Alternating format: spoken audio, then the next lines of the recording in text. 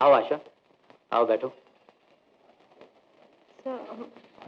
देखो आशा, ये जो तुमने मोटर एक्सीडेंट के बारे में रिपोर्ट लिखी है ना, मैं जानता हूँ तुम्हारा छोटा भाई जख्मी हो गया है, उसका मुझे भी बहुत अफसोस है। मगर तुमने ये रिपोर्ट इतनी बढ़ा चढ़ा के लिखी है कि मालूम होता है जैसे तुम गौतम चंद्र जी को बदनाम कर रही हो। आखिर तुम्हारी उस बेचारे से क्या दुश्मनी है? मुझे उस बेचारे से कोई दुश्मनी नहीं, सिवाय इसके कि मैं उन सब आदमियों को अपना दुश्मन समझती हूँ जो काम नहीं करते मगर लाख लाख रुपए की मोटरें घुमाए फिरते हैं और परवाह नहीं करते चाहे किसी गरीब के बच्चे की जान चली जाए या वो उम्र भर के लिए लंगड़ा हो जाए। तुम्हें पता नहीं, पिछले साल उनकी कंपनी ने 1.25 लाख के इश्तहार हमारे अखबारों में छपवाए हैं और अब वो कहते हैं कि वो इश्तहार देना बंद कर देंगे अगर हमने ये लेख तुम्हारे नाम से नहीं छापा। कौन सा लेख?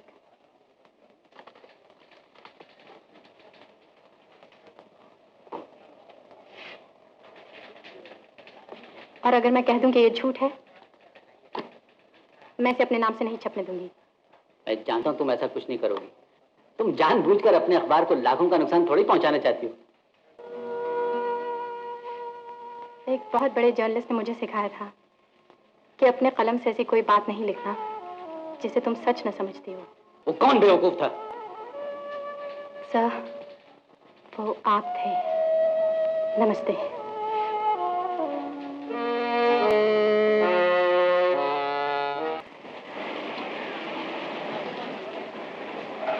मिस आशा, क्या मैं आपको लिफ्ट दे सकता हूं? आपके घर पहुंचा दूंगा। जी नहीं।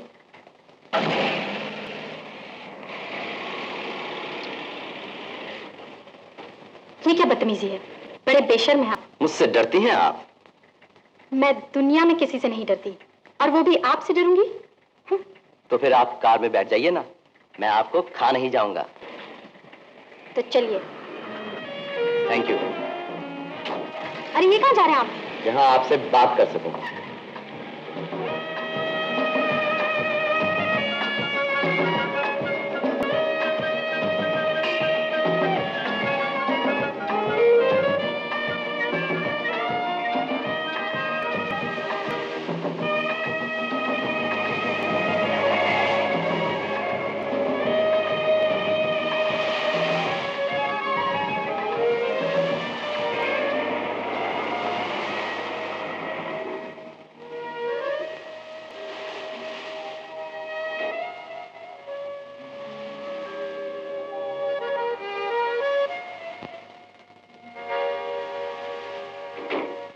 तो बता सकते हैं आप मुझे यहाँ क्यों लाए हैं? मैं अपने और आपके बारे में बात करना चाहता हूँ। मुझे आपके बारे में कुछ नहीं जानना, और ना ही मैं चाहती हूँ कि आप मेरे बारे में कुछ बात करें।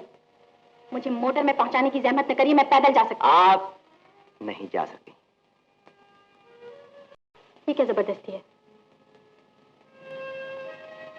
कहिए आप क्या कहना चाहते हैं? पहले तो मुझे ये पूछना है कि आपसे माफी मांगने के लिए मुझे क्या करना पड़ेगा? आपको फिर से जन्म लेना पड़ेगा, वो भी किसी अमीर खानदान में नहीं, जहां नौजवान अपनी बड़ी बड़ी मोटरों से गरीब बच्चों की टांगे कुचलते फिरते हैं। अनिल ने मुझे माफ कर दिया है, आप क्यों नहीं कर सकती? अनिल तो बच्चा है, लेकिन मैं आपकी चिकनी चुपड़ी बातों में आने वाली नहीं, समझे मिस्टर गौतम? एक बात बताइए, आप अमीरों से इतनी नफरत क्यों करती हैं? अमीर होना पाप है क्या? हाँ, पाप है। हर बड़ी दौलत के पीछे कोई ना कोई जुर्म छुपा होता है। मगर ये दौलत मैंने तो पैदा नहीं की, मेरे दादा ने मेरे नाम छोड़ी है। मुझे उनके गुनाहों की सजा क्यों मिले? पोता दादा की दौलत का वारिस बन सकता है तो उसे अपने दादा के अपराधों का बोझ भी उठाना पड़ेगा।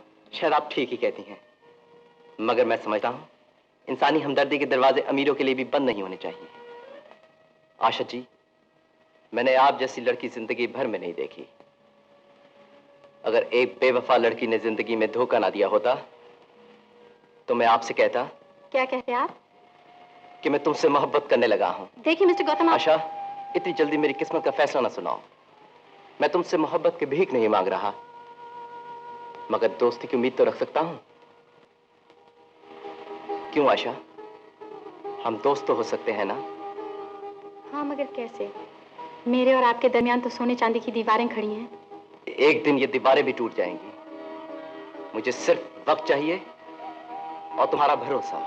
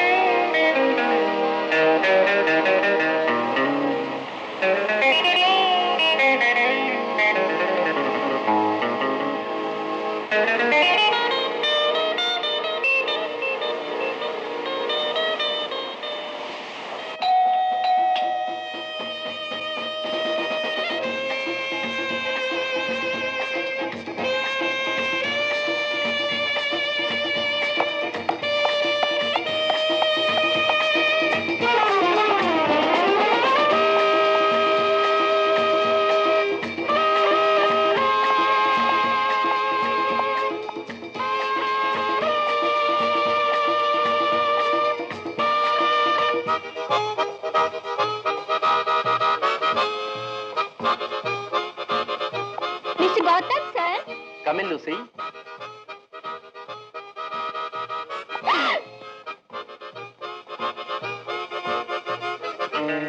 अरे लूसी क्या हुआ?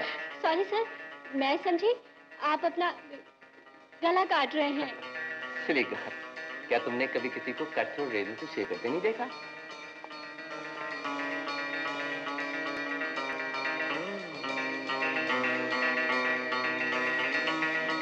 ये फोन किसने भेजा? ओह, मैं तो भूल ही गई। ये मिस माया रानी की तरफ से फ्लोरिस्ट का आदमी दे गया है। अच्छा सर।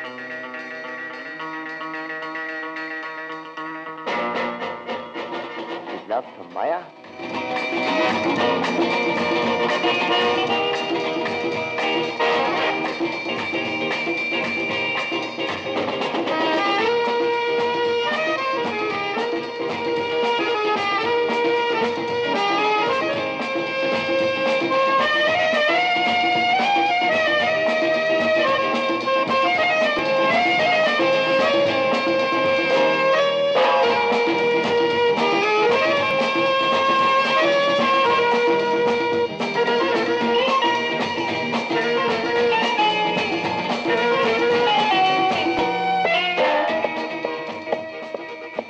नमस्ते दादाजी, आज मैं 25 वर्ष का हो गया, मुझे आशीर्वाद दीजिए।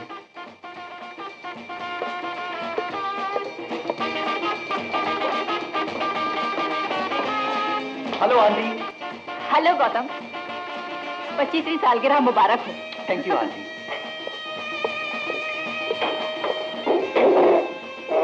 Uncle Johnny, coming sir.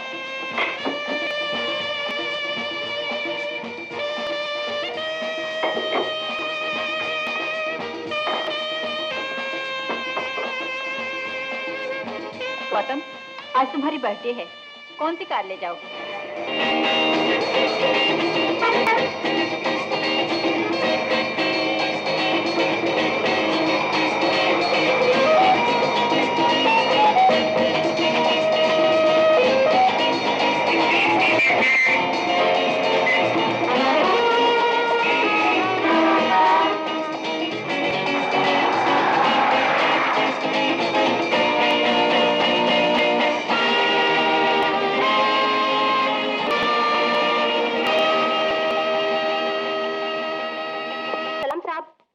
Good morning, sir. Good morning. Many happy returns of the day. Thank you.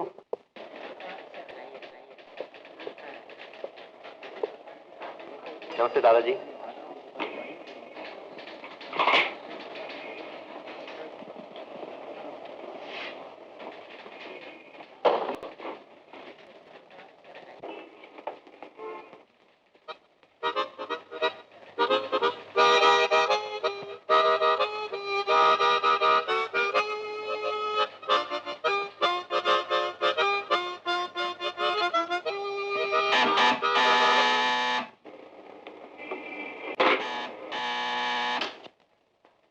Hello. Hello, my boy. Many happy returns of the day. Thank you mister Sharma. कहो क्या हाल है? First class. कहिए business का क्या हाल है? वो भी first class. तुम्हें चिंता करने की कोई जरूरत नहीं। हम जो है तुम्हारे कारोबार की देखभाल करने के लिए। आज तुम छुट्टी मनाओ, अपनी बर्थडे सेलिब्रेट करो और जितने रुपए की जरूरत हो कैशियर से ले लो। मिस्टर शर्मा, क्या मैं एक हीरे की अंगूठी खरीद सकता हूँ? एक अंगूठी? तुम 100 हीरे की अंगूठियां खरीद सकते हो, मगर तुम्हें तो सिर्फ एक लड़की के लिए एक ही अंगूठी चाहिए ना, right? Yes mister Sharma.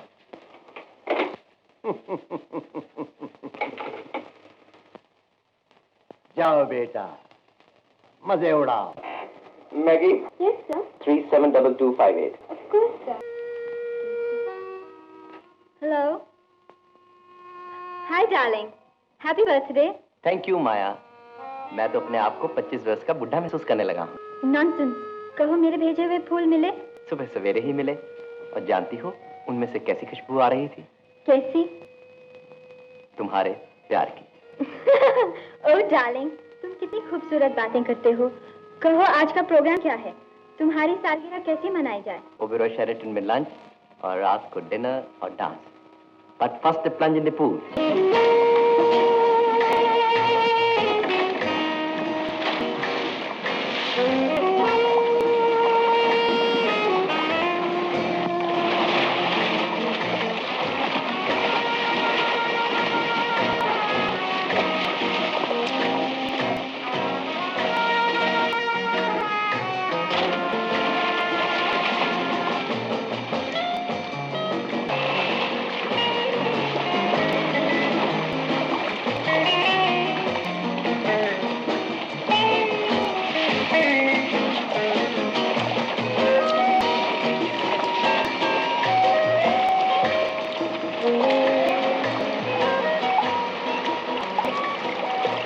Gautam, आज बहुत सुनी हो गई।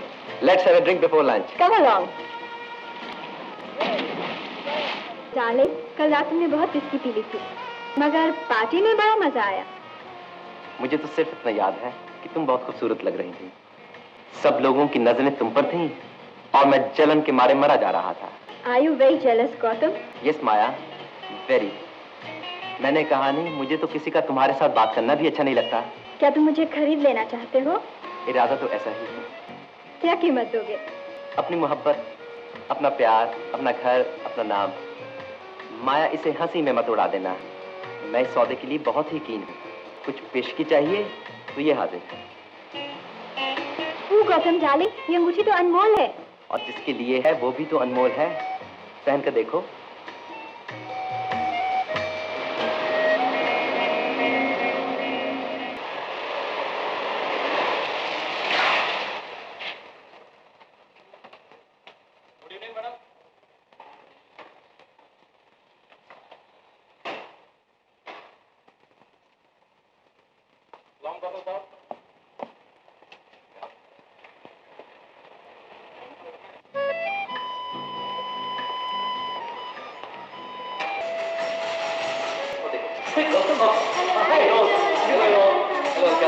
एंगेजमेंट कब हो रही है भाई? बहुत जल्दी ही हो जाएगी।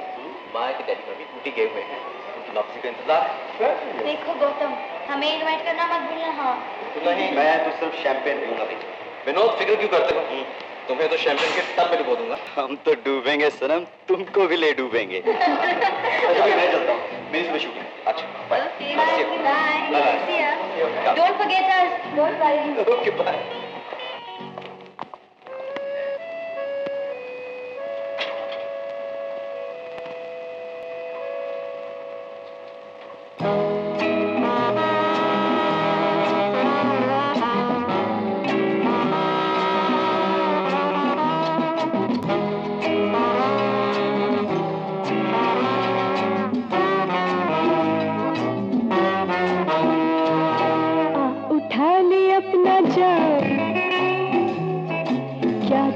किसी से काम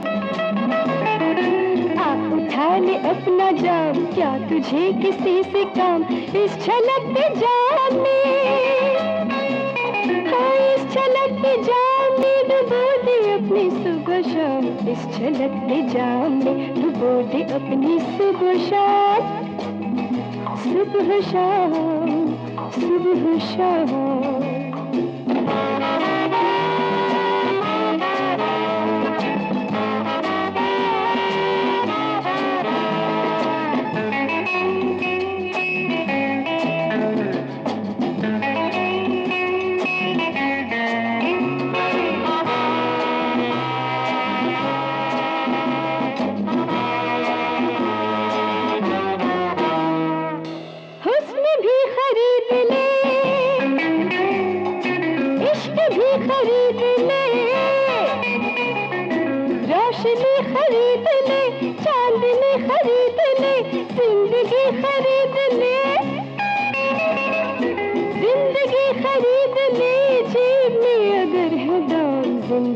खरीद ले जेब में अगर है दाम, अगर है दाम, अगर है दाम।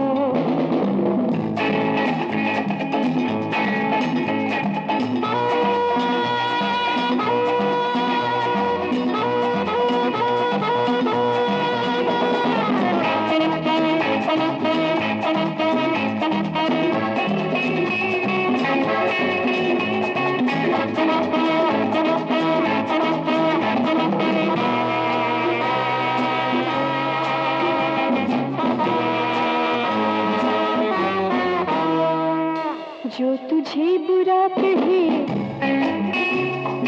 प्यार को खता कहे, जो तुझे बुरा कहे, प्यार को खता कहे, तू भी मेरी जान है, और तू भी मेरी जान है। दूर से ही कर सलाम, तू भी मेरी जान है, दूर से ही कर सलाम, कर सलाम, कर सलाम। अपना जाम, अपना जाम, अपना अपना अपना जाम, अपना जाम, अपना जाम, अपना जाम।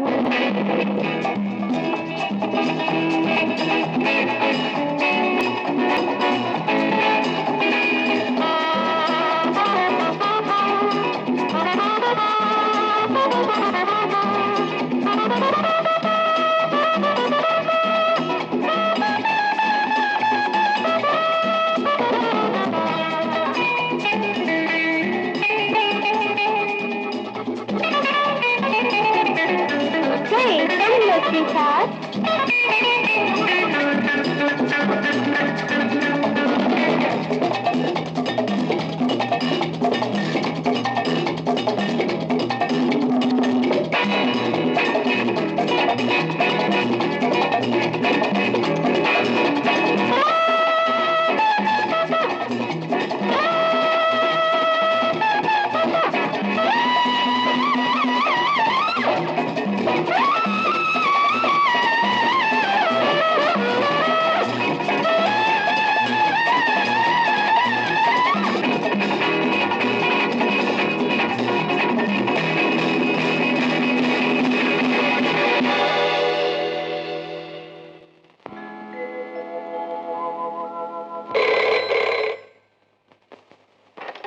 Hello darling. अरे ये डार्लिंग डार्लिंग क्या करता रे? कौन? शिवना भाई, हम गौतम साहब बोलते हैं। ओह सलाम साहब, माफ करना साहब। अच्छा अच्छा, अभी मैं साहब को टेलीफोन दो। वो तो सो रही है, ये तो उठा दो। नहीं नहीं, उन्हें सोने दो, वो उठे तो कहना हमारा फोन आया। अच्छा।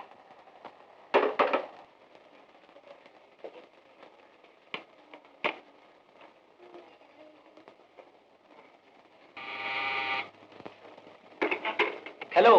हेलो गौतम माय बॉय, कहो कैसे हो? First class sir. तुम मुझे सर सर क्या कहते हो? इन सब कंपनियों के तुम चेयरमैन हो, सच पूछो तो तुम मालिक हो, हम तुम्हारे नौकर हैं। मिस्टर शर्मा सर, आप ही तो ये सब कंपनियां चलाते हैं, मैं बिजनेस क्या जानूं। लेकिन इतना तो जरूर जानते हो कि आज शाम को 6 बजे बोर्ड ऑफ डायरेक्टर्स की मीटिंग है। ओह, मैं तो भूल ही गया था sir. I mean mister Sharma, मैंने तो माया को इनवाइट किया हुआ है। माया को कल इनवाइट कर सकते हो, मगर यह मीटिंग बहुत इंपॉर्टेंट है।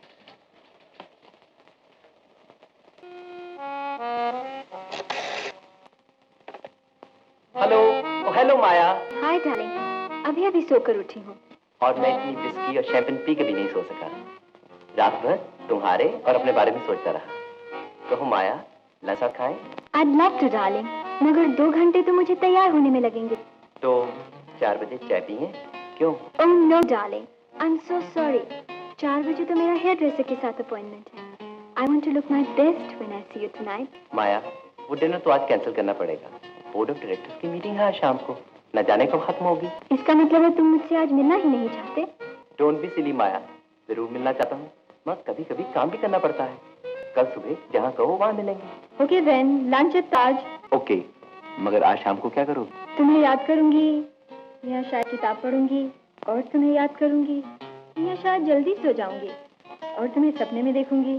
जानती हो माया, सारी दुनिया में सबसे सुंदर, सबसे प्यारी, सबसे भोली भाली लड़की कौन है? I know, darling. Bye bye. Okay, bye bye.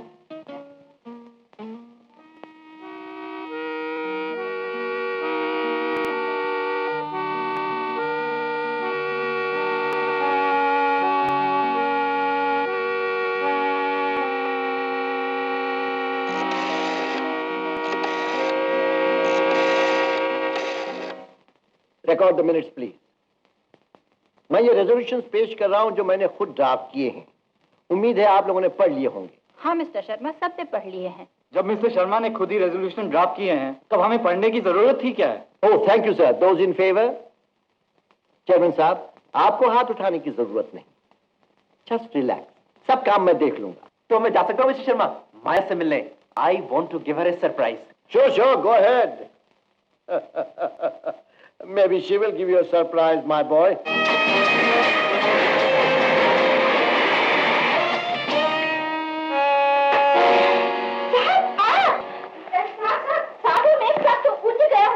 साहब, मेम साहब से तो हमारी आंटी आगे मिलेगी, हमें तो मिस साहब से मिलना है। वो तो ठीक है साहब, साहब आप यहाँ बैठे, मैं मिस रहने साहब दो, को मैं बुला लेती आप ही मिल लेता हूँ।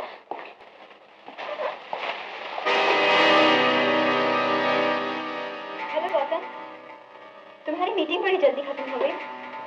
ओह गौतम, दिस इज गोपाल। ये मेरे बहुत पुराने दोस्त हैं। इन्हें हम प्यार से गोगी कहते हैं। Gogi, Gautam of Chandra enterprise. Hi there, Gautam. Join us for a drink? Come along, let's have a little fun. Come on, come on.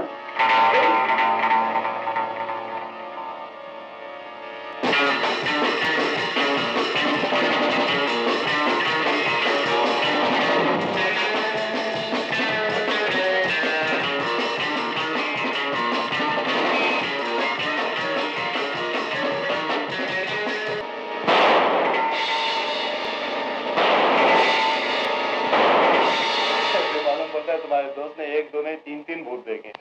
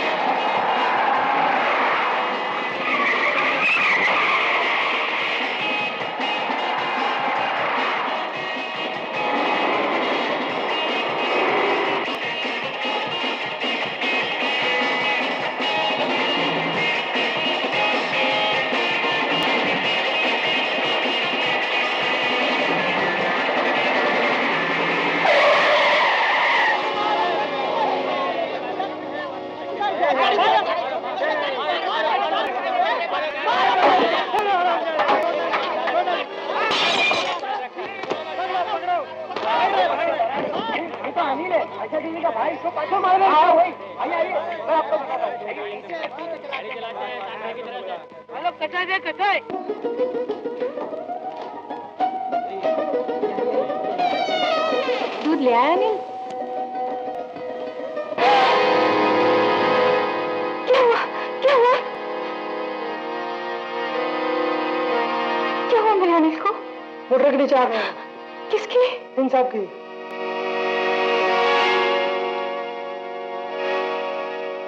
अरे हटो हटो हटो, जाए दो हमरा के।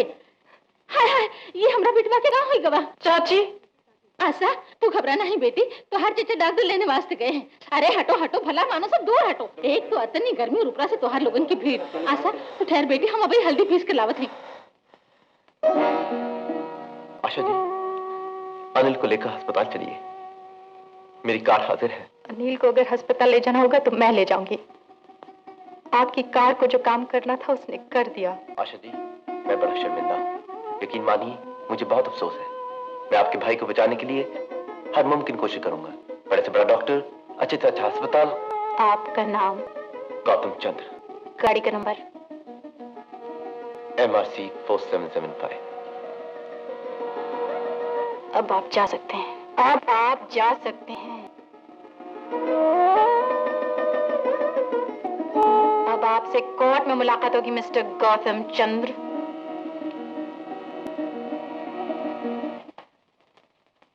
चंद्रा एंटरप्राइजेस। हुजूर, ये एक सीरियस केस है। कार नंबर MRC 4775 तुलसी पाइप रोड से रात के 8:17 पर 100 किलोमीटर फी घंटे की रफ्तार से जा रही थी। ड्राइवर की लापरवाही से एक बच्चा मोटर के नीचे आ गया। दोनों टांगे कुचली गईं। मेडिकल रिपोर्ट आपके सामने है हुजूर। मोटर किसकी थी? मोटर तो चंद्रा एंटरप्राइजेस के चेयरमैन मिस्टर गौतम चंद्र की है। कौन चला रहा था? योर वर्शिप, इस कार को हमारी कंपनी का ड्राइवर माधव सिंह चला रहा था। वो यहाँ हाजिर है। तुम अपने जुर्म का इकरार करते हो? जी हुजूर। तुम इतनी लापरवाही से मोटर क्यों चला रहे थे? उस बच्चे की जान चली जाती तो? हुजूर, माफी दे तो कहूँ, मैं थोड़ी दारू पिए हुए था। नशे की हालत में मोटर चलाना बहुत बड़ा जुर्म है। 1 महीने की कैद और... हुजूर, मुझे कुछ कहना है। मिस दाशा, मैं रिपोर्टरों को अदालत की कार्रवाई में दखलंदाजी की इजाजत नहीं दे सकता। हुजूर, आज मैं रिपोर्टर की हैसियत से नहीं, एक फरियादी की हैसियत से आई हूँ। जो बच्चा उस कार से कुचला गया, मेरा भाई है। हुजूर, मैं ये भी बता दूं कि मैं रिपोर्टर तो जरूर हूँ, मगर मेरे पास वकालत की सनद भी है। हमें आपके साथ हमदर्दी है, मगर आपको कहना क्या है? हुजूर, मेरी ये दरख्वास्त है कि इस कार के मालिक मिस्टर गौतम चंद्र से हलफ लेके पूछा जाए कि जब एक्सीडेंट हुआ तो गाड़ी कौन चला रहा था। योर वर्शिप, चंद्रा एंटरप्राइजेस के ड्राइवर माधव सिंह ने अभी आपके सामने इकबाल जुर्म कर लिया है। जो सजा आप देंगे वो ये भुगतने के लिए तैयार है। बाकी बात को आगे बढ़ाने से क्या फायदा? इस कोर्ट में कानून और इंसाफ के खिलाफ कोई बात नहीं होगी। मिस्टर गौतम चंद्रा को गवाही के कटारे में पेश किया जाए।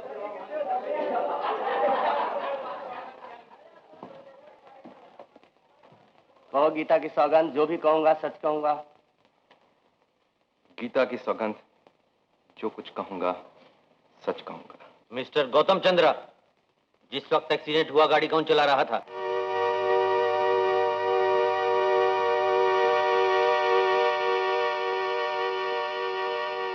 सच बात तो यह है हुजूर कि गाड़ी मैं चला रहा हूं। इडियट, ये क्या पागल हो गया?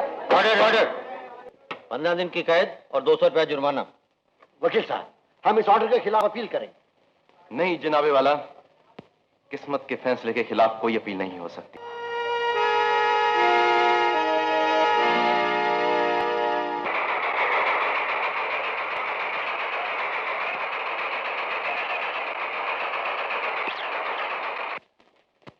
आओ बेटे, चिट्ठियां देखें सर। मैंने भी अपना काम खत्म कर लिया। अब हम अनिल को देखते अस्पताल चल सकते हैं। काश इस दुनिया में ऐसे और भी इंसान होते। यहाँ तो ऐसे 2 टांग के जानवर हैं जो दूसरे इंसानों के बच्चों को अपनी मोटरों के नीचे यूं कुचल देते हैं जैसे वो कीड़े मकोड़े हों। ओहो, गौतम चंद्र की बात कर रही है तू? मगर बेटी मानना पड़ेगा, बड़ा मर्द आदमी है जिसने भरी कोर्ट में अपना जुर्म तस्लीम कर लिया और जेल चला गया।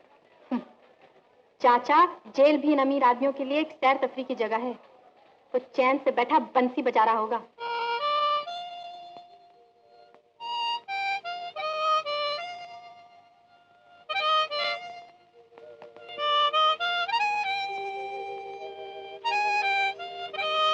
अरे सोहन भाई, ये नया रंग रूट तो बड़ी अच्छी धुन बजाता है। बेवकूफ जानता कौन है? बहुत बड़ा सेठ है। अरे ऐसा?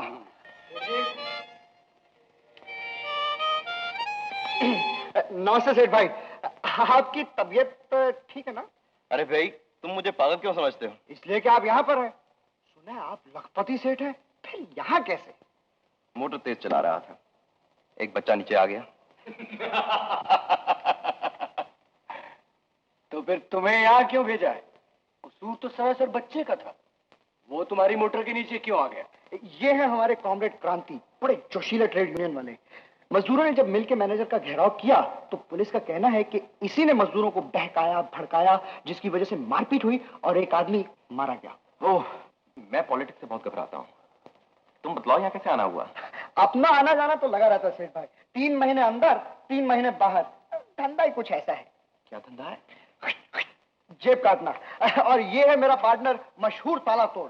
दुनिया में कोई ऐसी तिजोरी नहीं जिसे सोहन अपने हाथों से ना खोल सके। सेठ साहब, कभी कोई लोहे का अलमारी या सेफ का चाबी आपको जो गुम जाए तो सोन को याद करना। हाँ।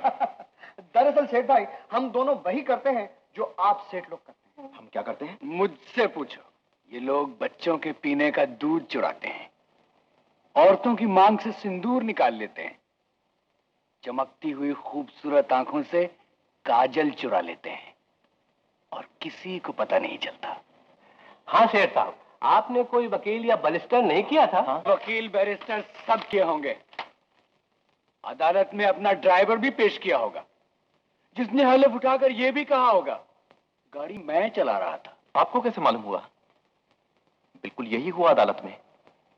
मगर जब मैं गवाहों के कटहरे में खड़ा हुआ और गीता मेरे सामने रखी गई तो मैं झूठी कसम न खा सका। बरोबर। गीता को बीच में डालकर कोर्ट वाले बड़ी धांधली करते हैं। और तो और अपन भी झूठी कसम नहीं खा सका। अरे कसम खाने पर याद आया, सेठ भाई अगर आपको भूख न लगी हो तो ये खाना मैं खा लूं। अरे खबरदार, सेठ साहब को रात को भूख जरूर लगेगा। पहले दिन ऐसे ही होता है पार्टनर। आओ।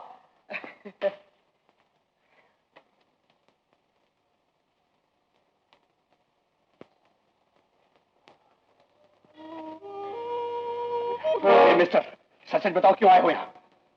शायद पिछले जन्म में मैं भी तुम लोगों की तरह गरीब था और फिर जेल में न आता तो इतनी दिलचस्प हस्तियों से मुलाकात कैसे होती।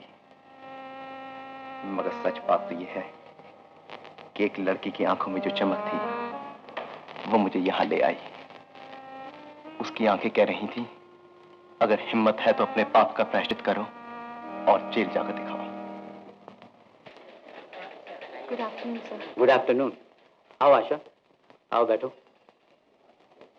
सर देखो आशा, ये जो तुमने मोटर एक्सीडेंट के बारे में रिपोर्ट लिखी है ना, मैं जानता हूँ तुम्हारा छोटा भाई जख्मी हो गया है, उसका मुझे भी बहुत अफसोस है। मगर तुमने ये रिपोर्ट इतनी बढ़ा चढ़ा के लिखी है कि मालूम होता है जैसे तुम गौतम चंद्र जी को बदनाम कर रही हो। आखिर तुम्हारी उस बेचारे से क्या दुश्मनी है? मुझे उस बेचारे से कोई दुश्मनी नहीं, सिवाय इसके कि मैं उन सब आदमियों को अपना दुश्मन समझती हूँ जो काम नहीं करते मगर लाख लाख रुपए की मोटरें घुमाए फिरते हैं और परवाह नहीं करते चाहे किसी गरीब के बच्चे की जान चली जाए या वो उम्र भर के लिए लंगड़ा हो जाए। तुम्हें पता नहीं, पिछले साल उनकी कंपनी ने 1.25 लाख के इश्तहार हमारे अखबारों में छपवाए हैं और अब वो कहते हैं कि वो इश्तहार देना बंद कर देंगे अगर हमने ये लेख तुम्हारे नाम से नहीं छापा। कौन सा लेख?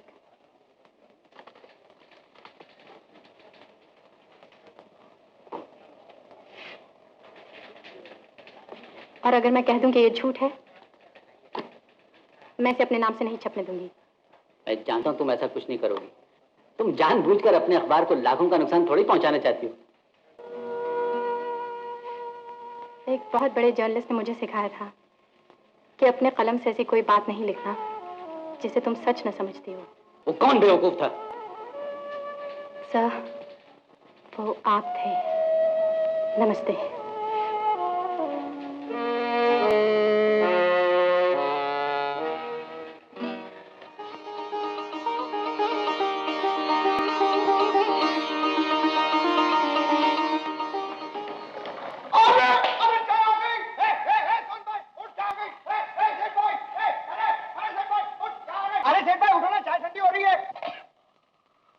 गरम वरम तो है।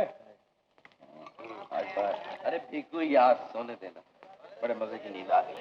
और ठीक है, मैं ही ला देता हूँ चाय। सेठ का चमचा। ये गौतम सेठ तो ऐसे सो रहा है जैसे जेल का बैरक ना हो, इसका एयर कंडीशन बेडरूम हो। क्रांति भैया, एयर कंडीशन बेडरूम में ऐसी नींद कहाँ आती है? तो मैं बताऊं गौतम सेठ, जब अपने एयर कंडीशन बेडरूम में नींद ना आए ना, बाहर फुटपाथ पे जाके सो जाया करना, जहां बंबई के कई लाख आदमी सोते हैं, नीले आसमान के नीचे। वहां बड़ी अच्छी नींद आती है। लो सेठ भाई चाय। इनका भाषण चालू हो गया। क्रांति भाई, ये आर्थर रोड का जेल खाना है, चौपाटी की जाहिर सभा नहीं। एक बार चालू हो जाते हैं, हो ही जाते हैं। माफ करो हमारे सेठ भाई को। हा? नहीं क्रांति भैया, तुम्हारे कड़वे शब्दों से मैंने बहुत कुछ सीखा है। अरे गौतम चंद्र जी, क्या मालूम था कि आपसे जेल में मुलाकात होगी। बड़ी खुशी हुई आपसे मिलके। सेठ भाई, ये हमारे सेठ फूलचंद जी हैं, 12 नंबर बैरक में रहते हैं। सच, भगवान ने बहुत बड़ी भूल की जो इन्हें पैदा कर दिया। थोड़ा मस्करी करे है। मैं सेठ फूलचंद एंड कंपनी का मालिक, import export and commission agent. Import export समझे ना सेठ भाई? यानी इधर का माल उधर और उधर का माल इधर। गौतम चंद्र, चलो तुम्हें जेलर साहब ने बुलाया है। क्यों भाई, मैंने क्या किया? किया कुछ नहीं, आज तुम्हारी छुट्टी है। बच गया, सुधर गए। जयराम जी, क्रांति जी, तुम जाओ, अगले हफ्ते मैं भी बाहर आ रहा हूँ। भूलना नहीं, तुम्हारी उंगलियों पर मेरा शाप है। अब ये किसी की जेब नहीं काट सकती। ठीक है, तो फिर ये लेते जाइए। कमाल कर दिया। याद रखना, अब आगे से ये कभी मत करना। नमस्ते सोहन जी। नमस्ते क्रांति। जेठ भाई अपन जरूर आएगा। बाय बिल्कुल सोहन, बाय बाय।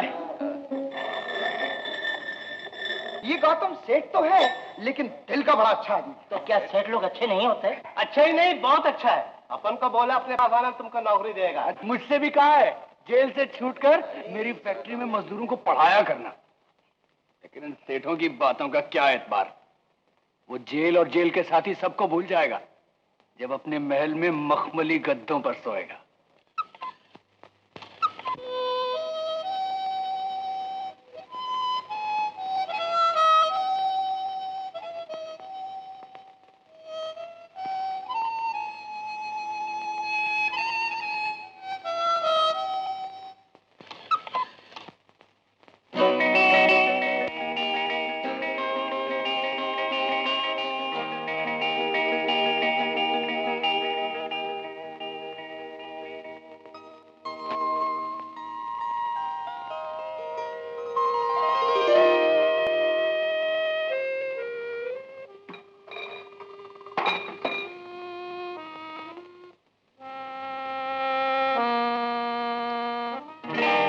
साहब उठिए साहब।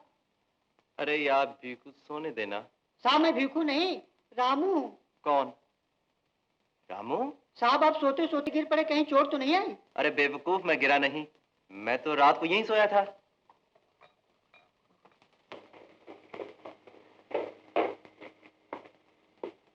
हेलो गौतम। Hello aunty. कहो कैसे हो? एकदम फर्स्ट क्लास।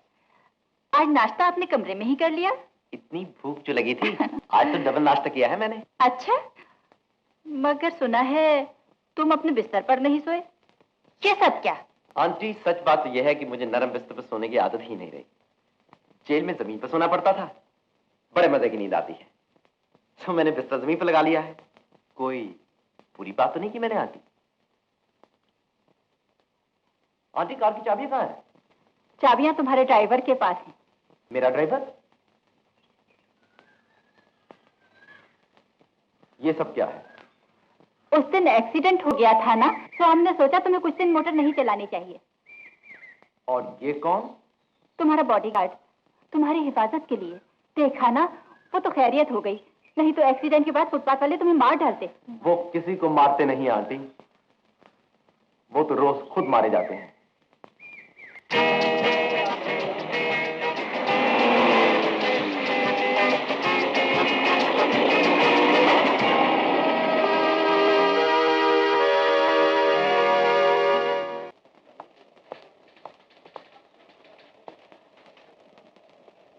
ये काम मैं खुद कर सकता हूँ, तू जा बोल दे।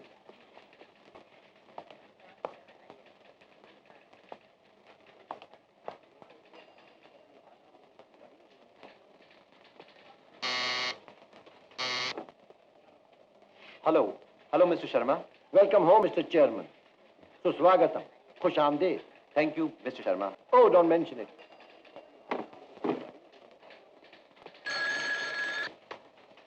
Hello aunty. जी हाँ, मुझे सब याद है। इस वक्त 11 बजे हैं, बाहर बोलू दूध का गिलास लिए खड़ा है। Thank you aunty.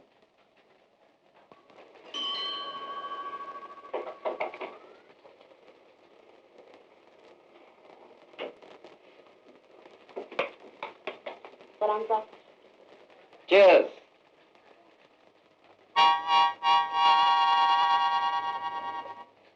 बोलू, 15 दिन जेल का खाना खाओ तो दूध तो क्या, दुनिया की हर चीज अच्छी लगने लगेगी। ठहरो, 5 रुपए कर्जा दे सकते हो? जी सर, क्या कहा आपने? 5 रुपया कर्जा। जी सर।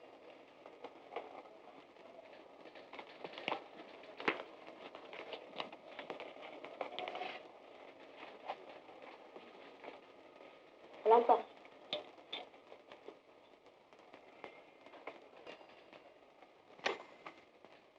Maggi, yes sir. अगले 3 घंटे तक कोई टेलीफोन आए तो कह दो साहब बिजी हैं, मैं सोने वाला हूँ।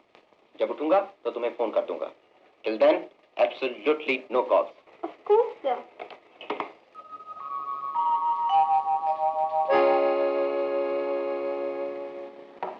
आ जाइए, मैं अंदर के कमरे में हूँ। हेलो। हेलो, आप दीदी से मिलने आए हैं ना? वो तो दफ्तर गई हैं। क्या मिस्टर भट्टाचार्य यहाँ नहीं रहते? जी नहीं, यहाँ तो मैं और मेरी दीदी रहते हैं। लगता है भाई साहब आप गलत फ्लैट में आ गए हैं। हो सकता है गलत फ्लैट ही हो। 5 माला चढ़ते चढ़ते सांस फूल गया है। कहो तो बैठ जाऊं? जरूर जरूर बैठिए। मैं भी अकेला बैठे बैठे बोर हो जाता हूँ। मेरी दीदी तो शाम को आती है। आप पानी पियेंगे भाई साहब? No thanks. अच्छा ये बताओ, तुम्हारी टांगों को क्या हुआ? ये ऐसा भयानक कार एक्सीडेंट? तुम्हें तो बहुत चोट आई होगी। सच बताऊं अंकल, मैं तो फौरन बेहोश हो गया था। मुझे तो कोई दुख नहीं हुआ, पर उस बेचारे आदमी को मुझे उठाकर 5 माला ऊपर लाना पड़ा। उस बेचारे को? तुम उससे नफरत नहीं करते? मैं किसी से नफरत वफरत नहीं करता।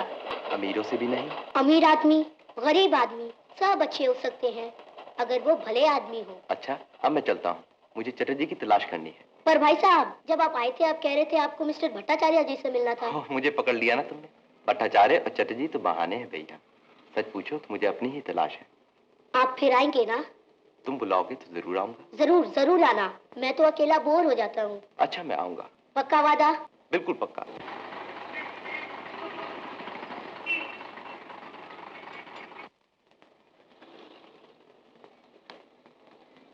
हेलो अनिल। हेलो दीदी, बड़ी देर कर दी आज। कहो, आज दिन भर क्या करते रहे? पहले किताब पढ़ी, तस्वीर बनाई। दिखाओ, कौन सी तस्वीर? राणा प्रताप की? अरे वाह, ये तो बहुत अच्छी तस्वीर है। फिर चाची खाना लेकर आ गई और उन्होंने अपने हाथों से मुझे खाना खिलाया। अच्छी है ना चाची? बहुत अच्छी। और दीदी, एक बात तो मैं भूल ही गया। एक साहब भूल से हमारे घर में आ गए थे, किसी चैटर्जी या बैनर्जी की तलाश में थे। अच्छा। मैंने कहा बैठिए, वो बैठ गए। बड़ी मजे मजे की बातें कर रहे थे। बहुत भले आदमी थे वो दीदी। भैया, ऐसे अनजाने लोगों से घुल मिल जाना अच्छा नहीं है। आइंदा ऐसे लोगों को घर में मत आने दिया करो। तुम ही बताओ दीदी, इन लोगों को मैं इस हालत में अंदर आने से कैसे मना करूं, कैसे मना करूं? दरवाजा तो हमेशा खुला ही रहता है।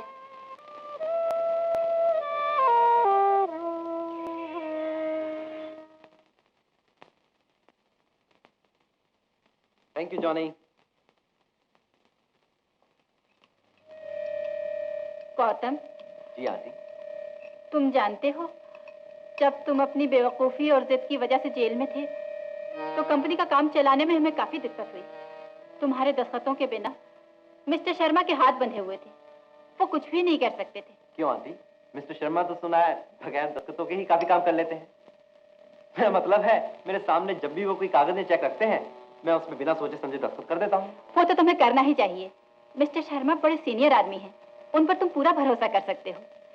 मेरी अपनी राय में तुम ये पावर ऑफ अटॉर्नी साइन कर दो और सारे काम का बोझ मिस्टर शर्मा पर डाल दो। उसके बाद तुम छुट्टी मनाने आराम से कश्मीर जा सकते हो। ओह कश्मीर, खूब याद दिलाया आंटी। ये सेब भी तो कश्मीर से आए हैं। 2 चार ले जाता हूँ, रात को भूख लगती है ना। चाची चाहे तो लंदन या पेरिस चले जाओ। फ्रांस बड़ा रंगीन मुल्क है, तुम्हें जरूर पसंद आएगा। और वहाँ की शैंपेन तो कमाल की होती है। शैंपेन? शैंपेन तो अंगूरों की बनती है। मैं ये अंगूर भी ले जाता हूँ। बाकी बातें किसी और दिन करेंगे। अब तो नींद आ रही है। जेल में तो 9 बजे ही बत्तियां बुझा देते हैं। Good night aunty.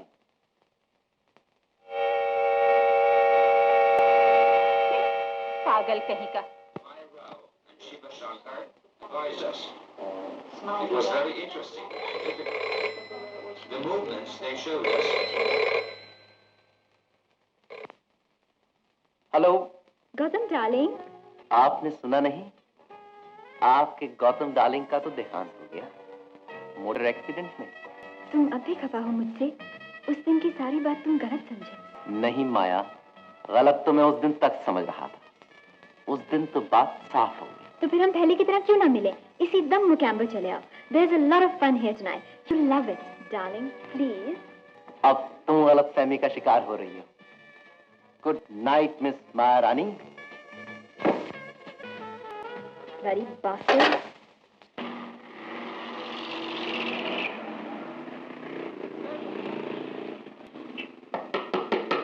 कौन है?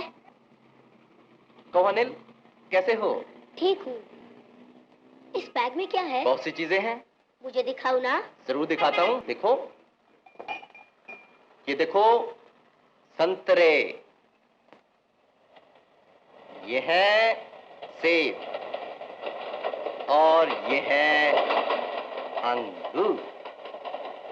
और देखो, ये है विटामिन की गोलियां जो तुम्हें ताकत देंगी। और ये है कैल्शियम की गोलियां जो तुम्हारी हड्डियों को मजबूत बनाएंगी। और देखो मैं क्या निकालता हूं। मैं निकालता हूं चांद पे चलने वाला कॉस्मोनॉट।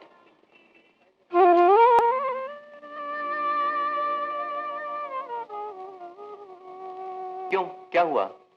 क्या कॉस्मोनॉट पसंद नहीं आया? लोग चांद पर चल रहे हैं और मैं जमीन पर भी नहीं चल सकूंगा। कभी नहीं, कभी नहीं, कभी नहीं, कभी।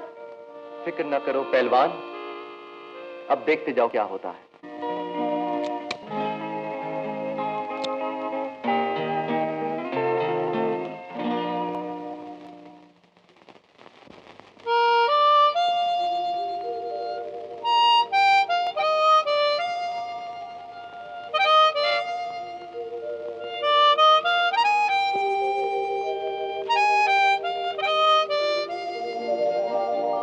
जिंदगी सिगरेट का धुआं, ये धुआं जाता है कहाँ,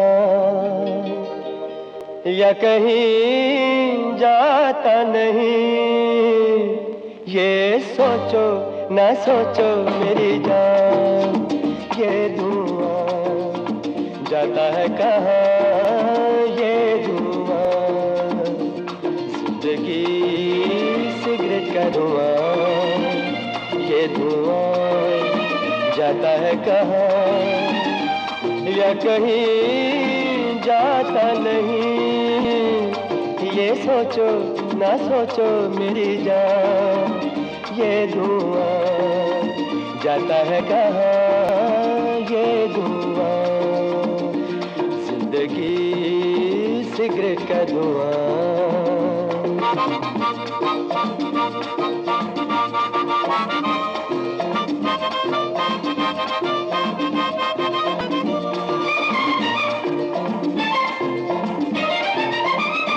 दिल को अपने तू छोटा न करना,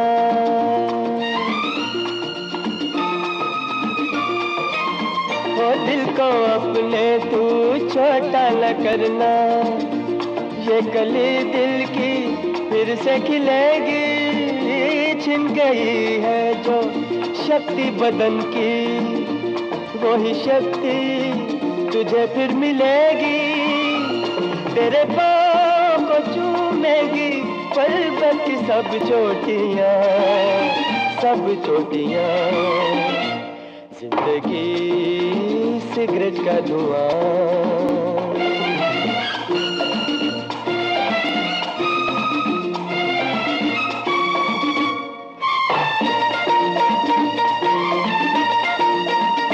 फिर से दौड़ेगा चलने लगेगा,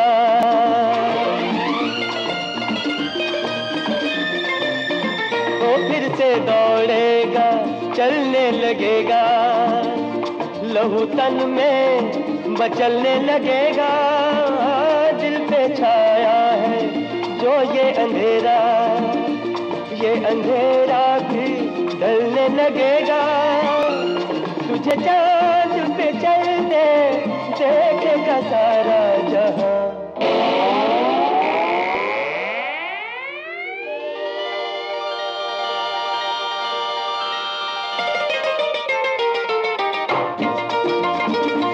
तुझे चांद पे चलते देखेगा सारा जहां, सारा जहां, जिंदगी सिगरेट का धुआं, ये धुआं जाता है कहाँ, या कहीं जाता नहीं, ये सोचो ना सोचो मेरी जान, ये धुआं जाता है कहाँ, ये धुआं, जिंदगी सिगरेट का धुआं।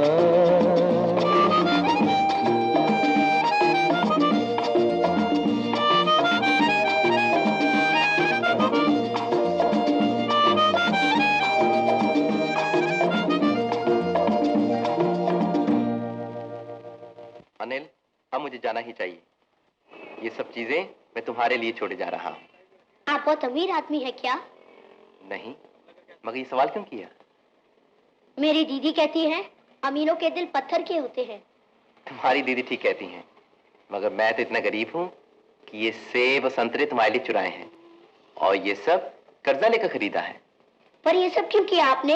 ये सब इसलिए किया कि तुम मेरी एक ऐसी बीमारी का इलाज कर रहे हो जो टांग टूटने से भी ज्यादा भयानक है। वो कौन सी बीमारी होती है?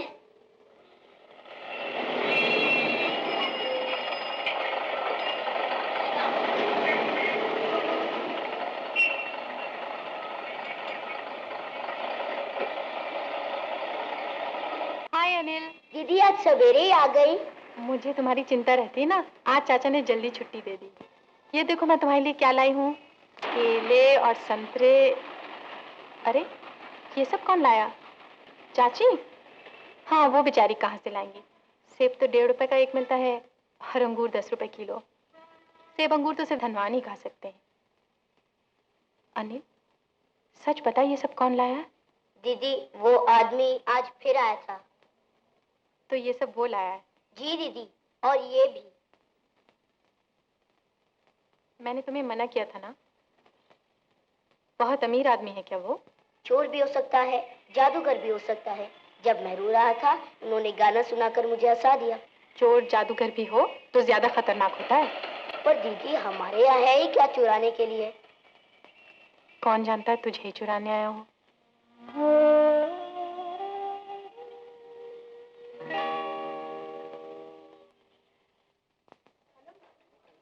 Hello, Asha. Asha, the editor would like to see you.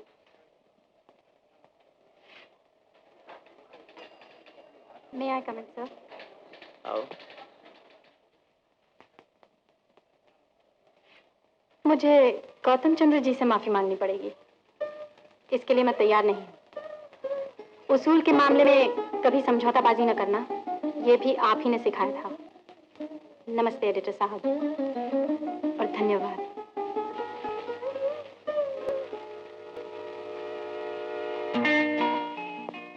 अरे वाह, ये तो बिल्कुल तेरी फोटो बन गई है।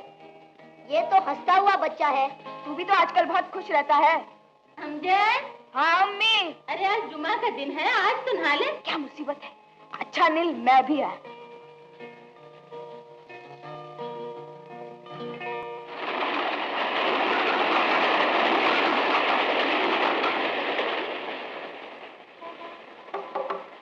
आ जाइए। हेलो अनिल। नमस्ते भाई साहब। कहो पहलवान, कैसे हो? ऐसा हूँ।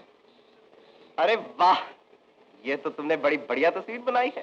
तस्वीर तो मेरी दीदी ने बनाई है, मैंने सिर्फ इसमें रंग भरे हैं। या तुम्हारी दीदी तो कमाल है, जर्नलिस्ट भी है, वकील भी है, और अब मालूम हुआ कि ये आर्टिस्ट भी है।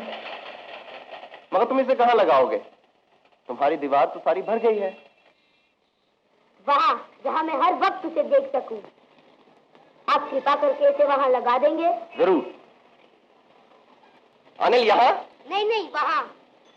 यहाँ? जरा ऊपर। यहाँ? नहीं नहीं नहीं, नीचे। अच्छा। हाँ यहाँ, बस बस। बस? बस।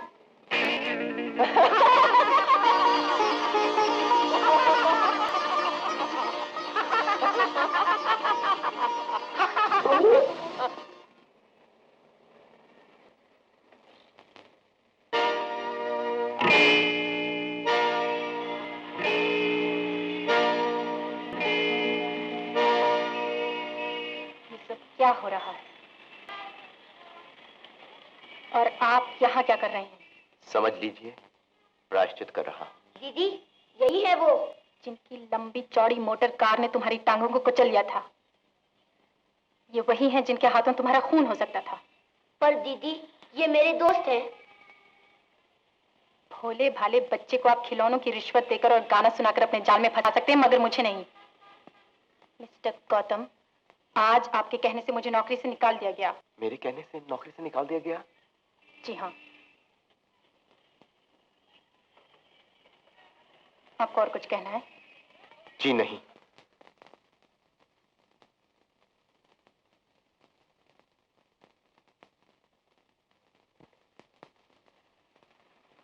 अनिल, सच सच बता, तुझे मालूम था ना यही है वो मोटर वाला?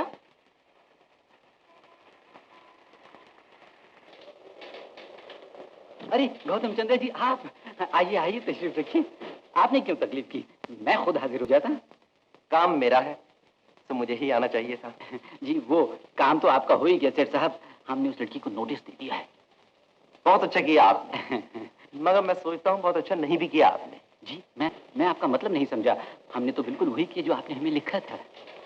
हमने? हाँ जी, मेरा मतलब है वो आप या आपके मैनेजर है ना शर्मा साहब, हमारी तो एक ही बात है ना। बिल्कुल ठीक है, मगर मिस्टर शर्मा सिर्फ आज की सोचते हैं, हम आगे की सोचते हैं। मेरी बात मानिए तो उसका नोटिस वापस ले लीजिए। बहुत बहुत शुक्रिया गौतम चंद्र जी। शुक्रिया तो मुझे अदा करना चाहिए। नहीं नहीं, आप मुझे क्यों शर्मिंदा करते हैं। जी मैं चलता हूँ। अच्छा, नमस्ते। एवरीथिंग फाइन है मैं? Fine sir.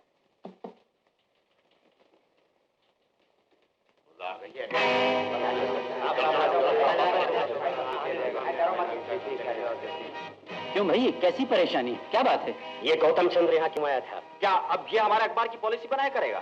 1.25 लाख सालाना का इश्तेहार कर देता है, अपने आप को अखबार का मालिक समझ बैठा है। ये तो घेराव सा मालूम होता है। आप लोग चाहते क्या हैं?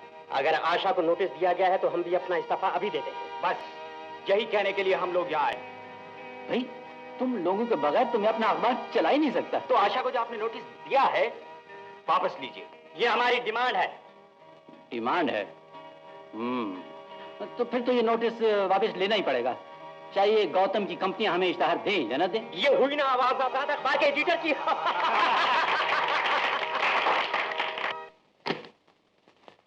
गौतम, ये तो बहुत अच्छा है कि तुम कंपनी के मामलों में दिलचस्पी लेने लगे हो, लेकिन अभी तुम्हें ये कागजात पढ़ने की आदत नहीं, इसलिए मैं खुद लेकर चला आया कि कुछ बताने समझाने की जरूरत हो तो मैं खुद समझा दूं। अच्छा, एक बात बताइए, हमारी कंपनियों की दूसरों के मुकाबले में क्या पोजीशन है? जो सबसे ऊपर की 10 कंपनियां हैं उन्हीं में हम भी हैं। Very good. तो मेरे अपने शेयर की कीमत क्या होगी? अगर बाजार में बेचने जाऊं तो क्या मिलेगा? 10 लाख, 20 लाख? क्या बात कर रहे हैं आप? कम से कम 50 लाख मिलेगा। इस सब की देखभाल करने के लिए हम आपको कितना देते हैं? यही कुछ 5,000 रुपये माहवार। बस? आपको तो कम से कम 10,000 रुपये मिलने चाहिए। Thank you sir, thank you. मगर ये सुनकर हमें वाकई खुशी हुई कि मेरे शेयर 50 लाख के हो सकते हैं। जी, बाजार भाव तो नीचे ऊपर हो सकता है, कम से कम 50 लाख।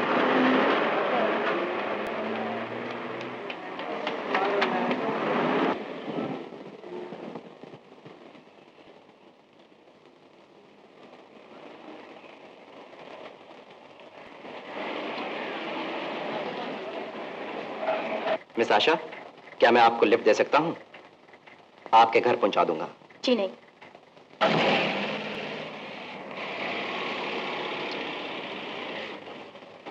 ये क्या बदतमीजी है, बड़े बेशर्म हैं आप। मुझसे डरती हैं आप? मैं दुनिया में किसी से नहीं डरती, और वो भी आपसे डरूंगी? तो फिर आप कार में बैठ जाइए ना, मैं आपको खा नहीं जाऊंगा। तो चलिए। Thank you. अरे ये कहाँ जा रहे हैं आप? जहां आपसे बात कर सकूं।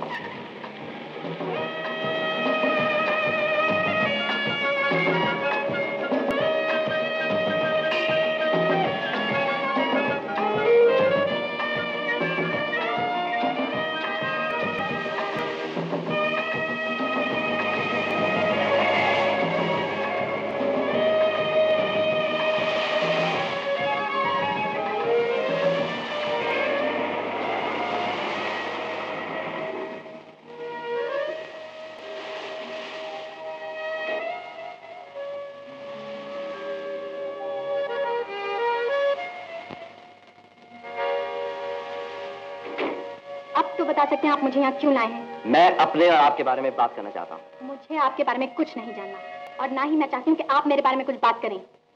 मुझे मोटर में पहुँचाने की जहमत न करिए, मैं पैदल जा सकती हूँ। आप नहीं जा सकती। ये क्या जबरदस्ती है? कहिए आप क्या कहना चाहते हैं? पहले तो मुझे ये पूछना है कि आपसे माफी मांगने के लिए मुझे क्या करना पड़ेगा? आपको फिर से जन्म लेना पड़ेगा, वो भी किसी अमीर खानदान में नहीं, जहां नौजवान अपनी बड़ी बड़ी मोटरों से गरीब बच्चों की टांगे कुचलते फिरते हैं। अनिल ने मुझे माफ कर दिया है, आप क्यों नहीं कर सकती? अनिल तो बच्चा है, लेकिन मैं आपकी चिकनी चुपड़ी बातों में आने वाली नहीं, समझे मिस्टर गौतम? एक बात बताइए, आप अमीरों से इतनी नफरत क्यों करती हैं? अमीर होना पाप है क्या? हाँ, पाप है। हर बड़ी दौलत के पीछे कोई ना कोई जुर्म छुपा होता है। मगर ये दौलत मैंने तो पैदा नहीं की, मेरे दादा ने मेरे नाम छोड़ी है। मुझे उनके गुनाहों की सजा क्यों मिले? पोता दादा की दौलत का वारिस बन सकता है तो उसे अपने दादा के अपराधों का बोझ भी उठाना पड़ेगा। शायद आप ठीक ही कहती हैं, मगर मैं समझता हूँ इंसानी हमदर्दी के दरवाजे अमीरों के लिए भी बंद नहीं होने चाहिए। आशा जी, मैंने आप जैसी लड़की जिंदगी भर में नहीं देखी। अगर एक बेवफा लड़की ने जिंदगी में धोखा ना दिया होता तो मैं आपसे कहता। क्या कहते आप? कि मैं तुमसे मोहब्बत करने लगा हूँ। देखिए मिस्टर गौतम, आशा, इतनी जल्दी मेरी किस्मत का फैसला ना सुनाओ। मैं तुमसे मोहब्बत की भीख नहीं मांग रहा, मगर दोस्ती की उम्मीद तो रख सकता हूं। क्यों आशा, हम दोस्त तो हो सकते हैं ना? हाँ, मगर कैसे? मेरे और आपके दरमियान तो सोने चांदी की दीवारें खड़ी हैं। एक दिन ये दीवारें भी टूट जाएंगी। मुझे सिर्फ वक्त चाहिए और तुम्हारा भरोसा।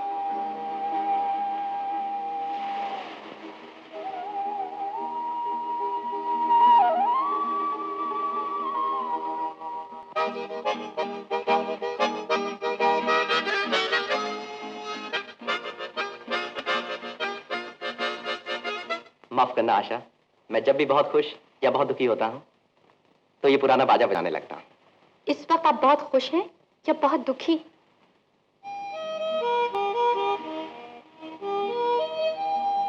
गौतम, तुम्हारी आत्मा तो एक कवि या कलाकार की आत्मा है। तुम इतने अमीर घर में क्यों पैदा हो गए?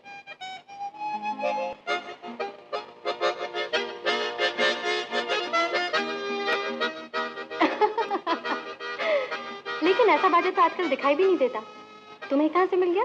वो सोहन कहाँ से आए हैं? सर वो कहते हैं वो जेल से आए हैं। अरे जेल से? वो भीखू और सोहन, वो तो हमारे पुराने दोस्त हैं। उनको अंदर भेज दो और उनके लिए चाय और नाश्ता भिजवा दो। आजा, आजा। नमस्ते सेठ साहब। नमस्ते।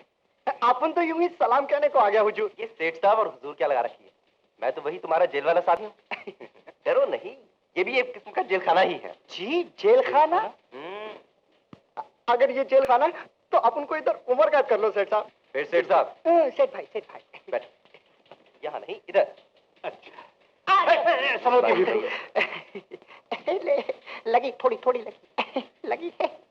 कहो कैसे हो तुम लोग? बिल्कुल ठीक। शाबाश। सेठ भाई, अपन तो आज जेल से गेट आउट हुआ है, पर ये भिखू हफ्ता पहले आ गया। अजूल बेचारे को कहीं काम धंधा नहीं मिला। सेठ साहब, सेठ भाई, वो आपका श्राप है ना मेरी उंगलियों पर। जिस किसी की पॉकेट में हाथ डालता हूँ खाली निकलती है। मैंने कहा नहीं था? कहा तो था। बोलो यहाँ काम करोगे? है? सच? सेठ भाई काम क्या करना पड़ेगा? तुम्हें तो किसी फैक्ट्री में चौकीदार बनवा देता हूँ। वहाँ अंदर से निकलने वालों की तलाशी लेनी पड़ती है। तुम्हारा तजुर्बा काम आएगा। और तुम्हें मैकेनिक रखवा देता हूँ। धन्यवाद। क्यों, मंजूर है? बिल्कुल मंजूर है सेठ भाई। चलो तो इस खुशी में कुछ खा पी दो। बैठो बैठो, शुरू करो। तू करना। तू करना। तू करना। तू करना। तू नहीं करता। तू करना। तू क्यों नहीं करता? मैं तो इंतजार नहीं कर सकता, मैं तो शुरू करता हूँ।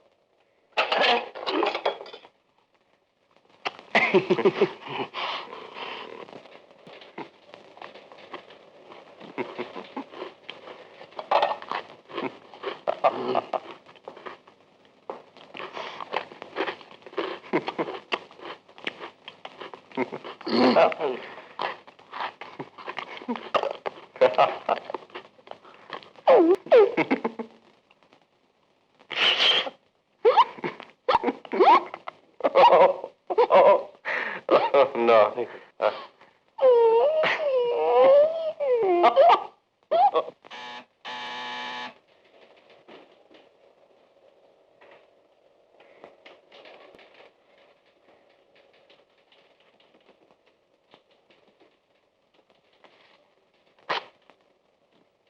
बोलू कहाँ है?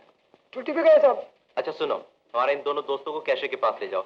उन्हें ये चिट दे देना और कहना कि दोनों को 200 रुपए एडवांस दे दें और फिर उन्हें फैक्ट्री मैनेजर के पास ले जाना। क्या साहब? सलाम साहब।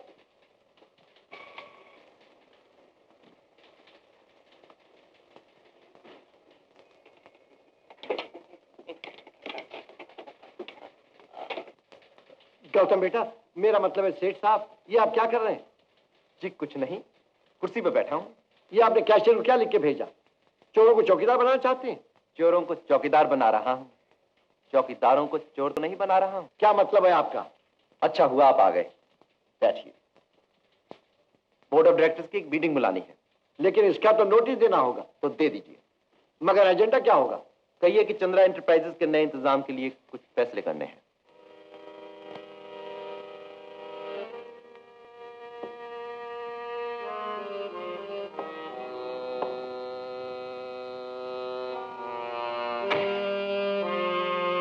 गौतम, बात क्या है? उस एक्सीडेंट के बाद तुम बिल्कुल ही बदल गए हो। अब तुम किसी होटल या पार्टी में भी नहीं जाते। सुना है माया से भी नहीं मिलते। वो तुम्हें बहुत याद करती है। लेकिन मैं उससे बिल्कुल याद नहीं करता। इसलिए कोई और बात कीजिए। और बात क्या करूं? मुझे कुछ मेरे बचपन के बारे में बताइए, मेरे माताजी पिताजी के बारे में। ये एकदम से तुम्हें उनकी याद कैसे आ गई? पहले तो कभी जिक्र नहीं किया। आंटी जी, हर आदमी की जिंदगी में एक वक्त ऐसा आता है जब वो जानना चाहता है कि मैं कौन हूं, मैं क्या हूं, मुझे इस दुनिया में कौन लाया और क्यों लाया। क्या ये काफी नहीं कि तुम सर उत्तम चंद्र के पोते हो? नहीं, ये काफी नहीं। बचपन से आज तक यही सुनता आया हूं कि सर उत्तम चंद्र जी लखपति थे, करोड़पति थे, मिल मालिक थे, बड़े आदमी थे, लेकिन कोई मुझे मेरे पिताजी के बारे में नहीं बताता। अच्छा, मैं बताती हूँ। तुम्हारे पिताजी बाप के इकलौते बेटे थे। दिल के दौरे से जब उनका देहांत हो गया तो पिताजी का दिल भी बैठ गया और उसके कुछ दिन बाद उनका भी हार्ट फेल हो गया। सारे घर में सिर्फ दादाजी की तस्वीरें हैं, मगर पिताजी की एक भी नहीं। क्यों? तुम्हारे दादा अपने जवान बेटे की कोई निशानी बर्दाश्त नहीं कर सकते थे, इसलिए सब तस्वीरें हटा दी गई थी। और मेरी माँ का क्या हुआ? पति के देहांत के बाद ही वो भी चल बसी। वो कैसे मरी? जानना ही चाहते हो तो सुनो। तुम्हारी माँ ने कमरे का दरवाजा बंद करके अपने कपड़ों पर पेट्रोल छिड़का और उसमें आग लगा दी। मगर क्यों? क्या पागल हो गई थी? वो पागल हो नहीं गई थी, वो पागल थी। क्या मैं भी अपनी माँ की तरफ पागल हूँ? दीदी मैं और नहीं खाऊंगा, नहीं खाऊंगा। अनिल, दलिया खाने से तुम्हारे बदन में ताकत आएगी। थोड़ा सा और खा लो, बच्चों को तो बहुत भूख लगती है। भूख कैसे लगे? सारा दिन तो मैं लेटा रहता हूँ, बैठा रहता हूँ। डॉक्टर साहब कब ये प्लास्टर उतारेंगे? अनिल, तुम्हें मालूम है अभी 15 दिन बाकी हैं। पर दीदी मैं इससे तंग आ गया हूँ, तंग आ गया हूँ। अनिल, क्या हो गया है तुम्हें? तुम तो इतने बहादुर हुआ करते थे, हमेशा हंसते रहते थे उस बच्चे की तरह। अब क्या हुआ? दीदी अब गौतम भैया क्यों नहीं आते?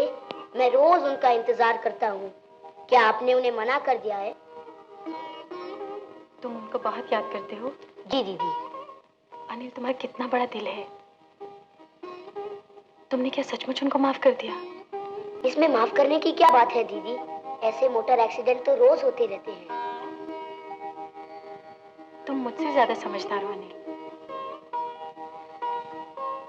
कल तुम्हारे गौतम भैया तुमसे मिलने आएंगे। दीदी क्या तुम अब भी गौतम भैया से नाराज हो? नमस्ते सेठ साहब। फिर वही? मेरा मतलब है नमस्ते सेठ भाई। नमस्ते, बैठो। नहीं, मैं खड़ा ही ठीक हूँ। बैठो। अरे संभल के। हाँ। अब बोलो, क्या कहना है? सेठ भाई, आपकी मिल में बड़ा गोलमाल हो रहा है। कैसा गोलमाल? रोज रात को एक ट्रक कपड़े का भरकर चोर दरवाजे से बाहर जाता है। अच्छा। मैंने तो पहले दिन रोका, लेकिन वो दूसरा चौकीदार है ना, वो कहने लगा यहाँ जो कुछ होता है मालिकों के हुक्म से होता है। अगर तुम अपनी नौकरी रखना चाहते हो तो चुपचाप रहो। तो तुम चुप क्यों नहीं रहे? अरे सेठ भाई, अगले दिन उन्होंने मुझे 5 रुपए देकर कहा कि ये बात गौतम सेठ से नहीं कहना। भले नौकरी उन्होंने दी हो, लेकिन हुक्म यहाँ सिर्फ मिस्टर शर्मा का चलता है। शाबाश भिखू, अब तुम जाओ, मगर आंखें खुली रखो और जो देखो लिखते रहो और फिर मुझे बताओ।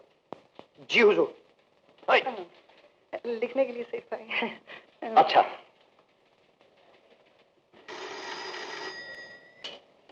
हेलो। हेलो। आशा। अनिल आपको बहुत याद करता है। तो मुझे इजाजत है उससे मिलने की? ये कहकर आप मुझे शर्मिंदा मत करिए, आप जरूर उससे मिलिएगा। और उसे ताजा हवा खिलाने ले जाऊं अपनी मोटर में? जरूर ले जाइए, मगर गाड़ी जरा देखकर चलाइएगा।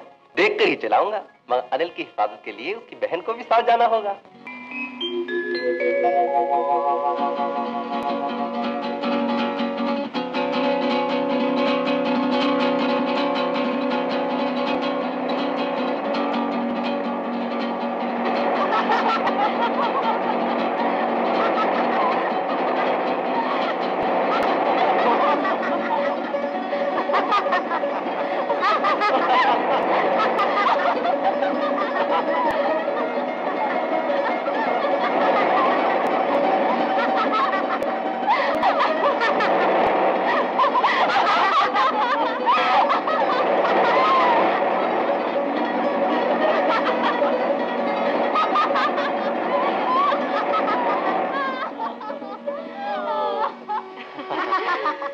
मैं अभी आया, अनिल के लिए आइसक्रीम ले आऊं।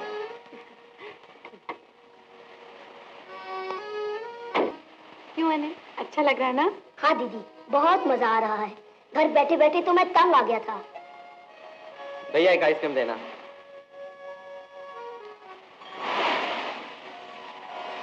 दीदी, मन करता है कि मैं भी जाके समंदर में तैरूं। अनिल, थोड़े दिनों की बात है, जब प्लास्टर उतर जाएगा तो जरूर तैरना। ले भैया अनिल, ये मैं तेरे लिए स्पेशल आइसक्रीम लाया हूँ। थैंक यू गौतम भैया। दीदी, अब आप लोग मेरे लिए कुछ सीपियां तो इकट्ठी कर दीजिए। और तुम यहाँ अकेले रहोगे? क्या हुआ, मैं कोई बच्चा थोड़ी हूँ। वाह भाई। मैं आइसक्रीम खाऊंगा और अपनी कॉमिक्स पढ़ूंगा। चलो आशा, हम बच्चे बनकर अनिल के लिए सीपियां ढूंढें। देखो, गिराना नहीं।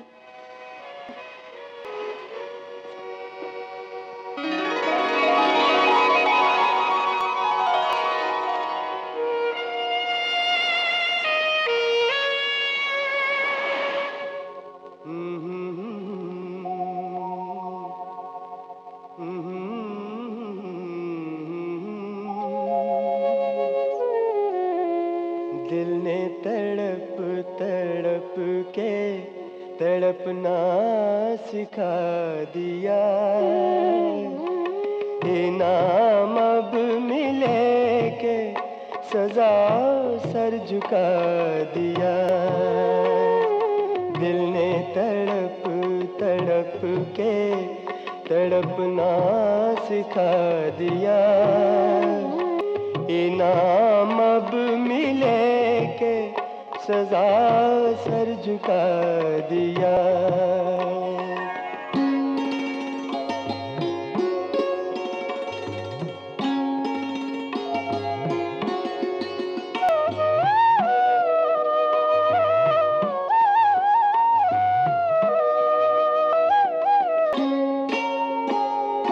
दीवाना करके छोड़ दे जो एक जमाने को, दीवाना करके छोड़ दे जो एक जमाने को, मुझको उसी निगाह ने इंसान बना दिया, मुझको उसी निगाह ने इंसान बना दिया, इनाम अब मिले के सजा सर झुका दिया।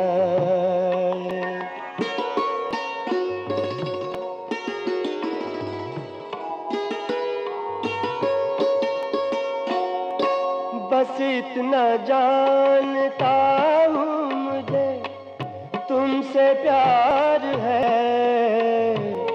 और प्यार में ना जीत किसी की न हार है,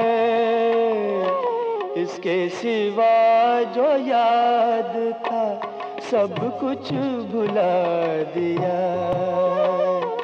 इसके सिवा जो याद था सब कुछ भुला दिया, इनाम अब मिले के सजा सर झुका दिया। दीवाना करके छोड़ दे जो एक जमाने को, मुझको उसी निगाह ने इंसान बना दिया।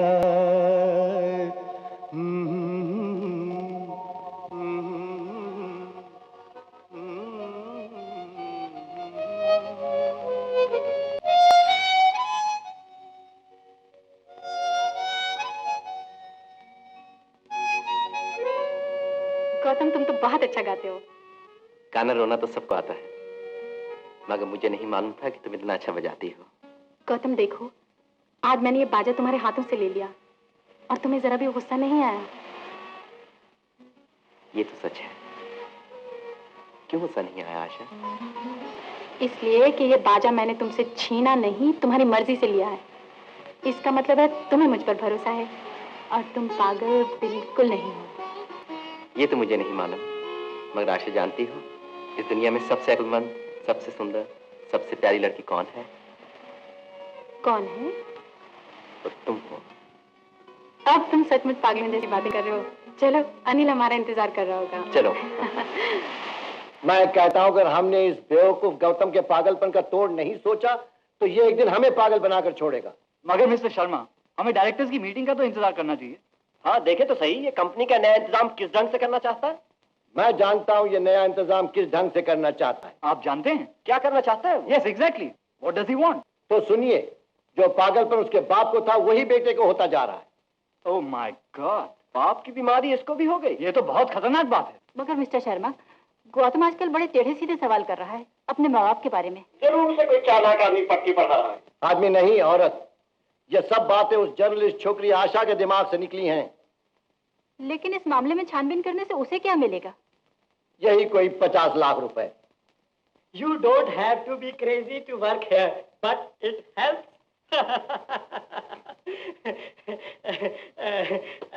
आशा जी, आप क्या कर रही हैं? मैं आपकी कुछ सेवा कर सकता हूँ? फूल चंद्र जी, जरा बच के रहिए, कहीं चोट न लग जाए। घंटी बज गई।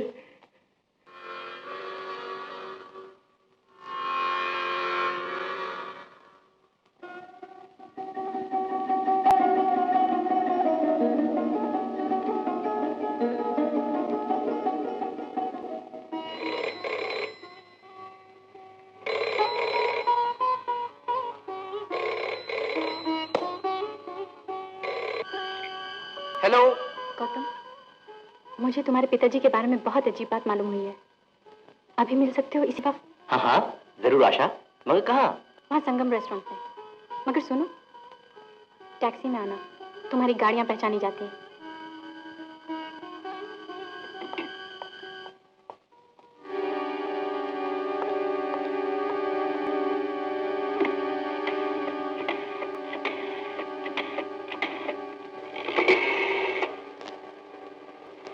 मिस्टर शर्मा, और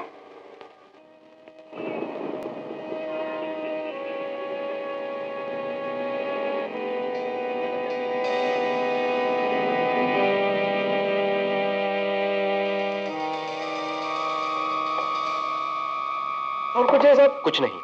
आशा, अब बताओ तुम्हें क्या मालूम हुआ है? पहले ये बताओ, तुम्हें मालूम है तुम्हारे पिताजी देहांत से पहले क्या करते थे? एक बार आंटी से पूछा था तो उन्होंने कहा था वही किया करते थे जो एक करोड़पति बाप के बेटे किया करते हैं। लेकिन ये सच नहीं है गौतम।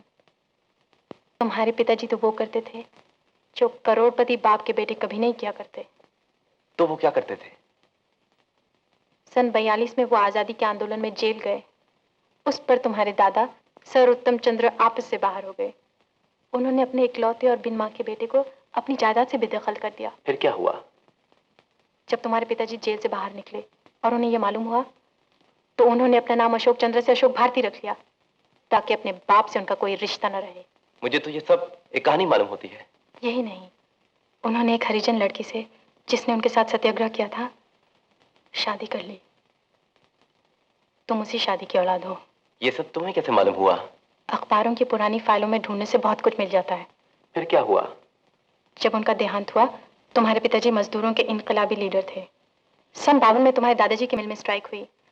मालिक के आदमियों ने बाहर से मजदूरों को लाकर स्ट्राइक को तोड़ना चाहा। ट्रकों में भर भर के लोगों को ला रहे थे। तुम्हारे पिताजी ने अपने साथियों से कहा हम गेट के सामने सड़क पे लेट जाएंगे मगर ट्रकों को अंदर न जाने देंगे। फिर क्या हुआ? मिल के मैनेजर ने तुम्हारे दादाजी को फोन किया, कहा मजदूर सड़क पे लेटे हुए हैं, ट्रकों को अंदर नहीं जाने देते, आपका हुक्म चाहिए। उन्होंने क्या हुक्म दिया? उन्होंने कहा ट्रकें अंदर जाएंगी चाहे कोई भी रास्ते में लेटा हो।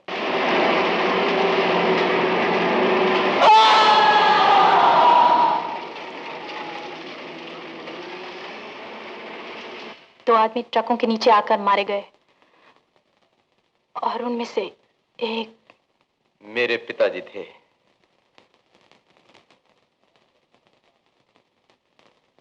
आशा, क्या ऐसा होता है? कैसा हो सकता है कि एक बाप अपनी दौलत पोजीशन की खातिर अपने बेटे की जान ले ले? कहा जाता है सर उत्तम चंद्र को नहीं मालूम था कि सड़क पे लेटने वालों में उनका बेटा भी था, मगर जो लेटे थे उनमें से हर एक किसी बाप का बेटा था। कहते हैं बेटे की मौत ने उनके दिल को ऐसा झटका दिया कि 2 महीने बाद वो हार्ट अटैक में चल बसे। लेकिन मरने से पहले उन्होंने सारी जायदाद अपने पोते यानी तुम्हारे नाम कर दी। मगर मेरी माँ का क्या हुआ? इसके बारे में अखबारों में कुछ नहीं मिला। कितने महान थे तुम्हारे पिताजी, अपने उसूलों के लिए जान दे दे। आशा, आज मेरा सर फख्र से ऊंचा हो गया है, मगर डर के मारे दिल भी धड़क रहा है। इतने बड़े आदमी का बेटा होना एक बहुत बड़ी जिम्मेदारी है। Thank you sir, thank you madam.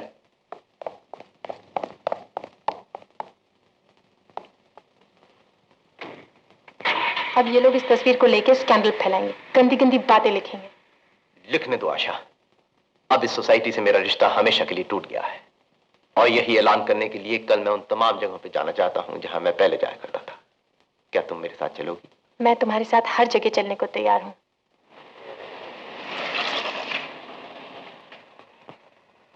Good evening madam.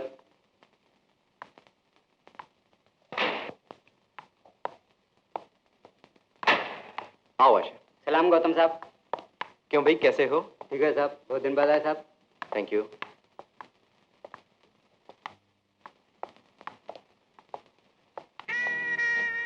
तुमको सब लोग जानते हैं? कभी मैं यहाँ रोज आया करता था माया के साथ। Oh, think of the devil and there she is. Hi Gautam. Hi Maya. Hi. Gogi को तो तुम जानते हो? बहुत अच्छी तरह से। ये है आशा प्रेमचंद और आशा, ये है मिस माया रानी और ये है इनके प्यारे दोस्त जिनको सब प्यार से Gogo, I am sorry, Gogi कहते हैं। हाय। हाय। नमस्ते।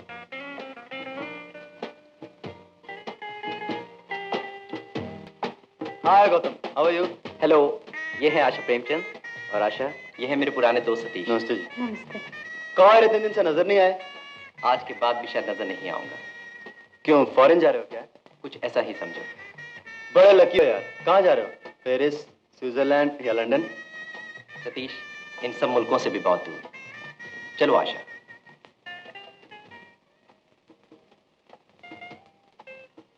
ये गौतम ही बड़ा पागल आदमी है। पहले तो रैश ड्राइंग में जेल गया और अब इस लड़की के साथ काला पानी जाने का इरादा है। लेडीज, मेरा मतलब है लेडी एंड जेंटलमैन। सबसे पहले आपकी तरफ से और अपनी तरफ से मैं चेयरमैन साहब को मुबारकबाद देना चाहता हूं कि मोटर का जो एक्सीडेंट हुआ था उससे ये बाल बाल बच गए। मगर ये तो इन्होंने जरूर सीख लिया होगा कि तेज रफ्तार से चलना कितना खतरनाक हो सकता है, चाहे वो मोटर कार हो या कारोबार। वाह वाह, क्या बात कही है मिस्टर शर्मा ने। अब हम गौतम चंद्र जी से प्रार्थना करते हैं कि वो बोर्ड के सामने अपने विचार प्रकट करें। Note down everything. Okay. Aunty ji, gentleman, आप सब लोग मुझसे उम्र में बड़े हैं, ज्यादा तजुर्बेकार हैं, फिर भी आपने मुझे चेयरमैन बनाया है। भला क्यों? इसलिए ना कि कंपनी के सबसे ज्यादा शेयर्स मेरे नाम से हैं, मगर वो रुपया जिससे ये सब शेयर्स खरीदे गए मैंने अपनी मेहनत से नहीं पैदा किया था, अपने दादा से विरसे में पाया था। मैं आपसे पूछता हूं, मुझे क्या हक है इस तमाम रुपए पर कब्जा करने का, इस बड़ी बिजनेस को कंट्रोल करने का? एक बात और बताऊं, हर रात को 12 बजे कपड़े से लदी हुई एक ट्रक हमारी मिल से बाहर निकलती है, चोरी से। गवर्नमेंट को धोखा दिया जाता है और साथ में शेयर होल्डर्स को भी। क्यों मिस्टर शर्मा, ठीक कह रहा हूं ना? ये क्या कह रहे हैं आप? इस महंगाई के जमाने में हमारी मिलों के मजदूर भूखों मर रहे हैं और हम, आप और मैं मिस्टर शर्मा, हम एयर कंडीशन कमरों में सोते हैं, बड़ी बड़ी विलायती मोटरों में घूमते हैं और पेट्रोल को कंपनी के अकाउंट में डाल देते हैं। क्यों मिस्टर शर्मा? जी, वो मैं क्या कहूं, कुछ समझ में नहीं आता।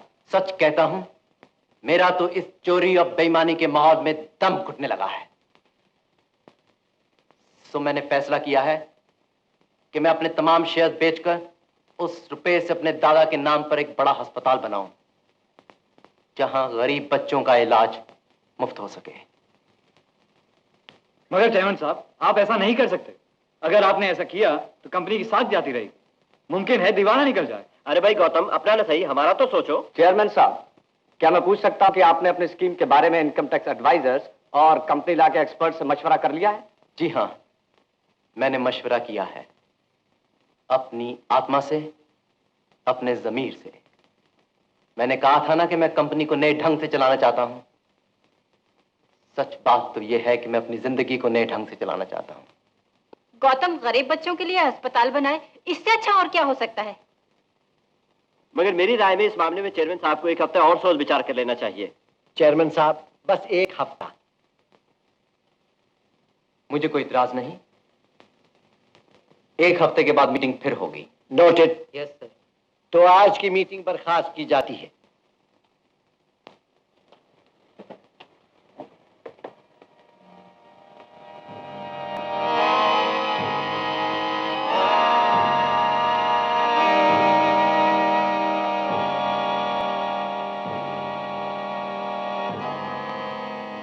गौतम, तुम घर चल रहे हो?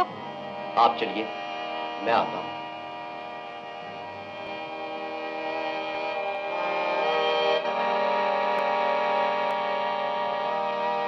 दादाजी, आपने मेरे पिताजी को अपनी दौलत से मार डाला था, लेकिन मैं आपकी दौलत से और आपके नाम से अनिल जैसे गरीब और बीमार बच्चों के लिए इतना बड़ा अस्पताल बनवाऊंगा कि दुनिया आपको हमेशा याद करेगी।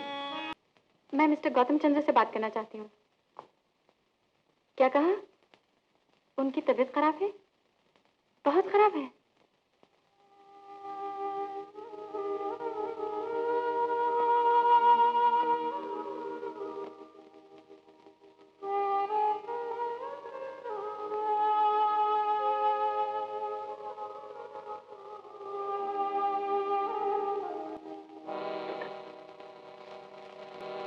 गौतम, तुम हमारे साथ कोऑपरेट करोगे ना? क्या चाहते हैं आप? हम तुम्हें एक खास अस्पताल में ले जाना चाहते हैं, जहां पर तुम्हारा इलाज हो सके। पागल खाने में? अरे भाई, अब न कोई पागल है न पागल खाने हैं। सिर्फ दिमागी मरीजों के लिए खास अस्पताल है, जहां उनके इलाज के लिए हर किस्म का इंतजाम है। प्राइवेट रूम्स हैं, सैर करने के लिए बाग बगीचे हैं। वहां तुम्हें किसी किस्म की तकलीफ नहीं होगी। सिर्फ इस कागज पर साइन कर दो। हाथ बंधे हो तो आप दस्तखत कर सकते हैं। ऑर्डरली, गौतम साहब के हाथ खोल दो।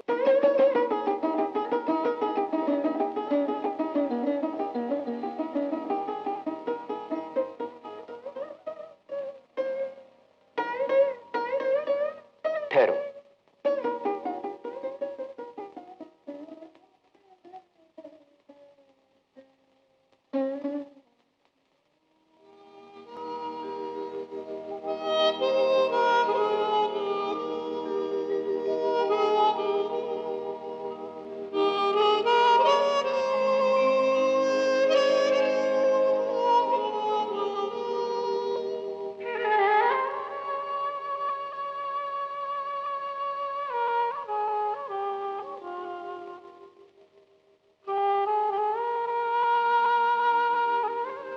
अब बोलिए, व्हील चेयर पर जाना पसंद करेंगे या स्ट्रेचर पे?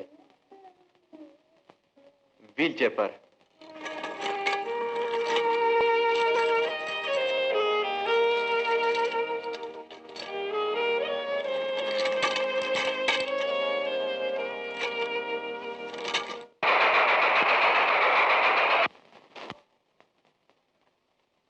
लो भाई, मुबारक हो।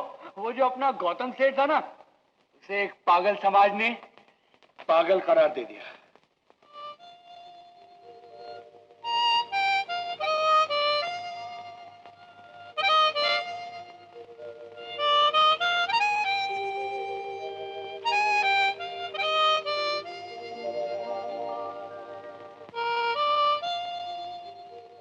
मेरा बच्चा, मेरा बच्चा। अरे जालिमो, मेरे बच्चे को मुझसे मत छीनो।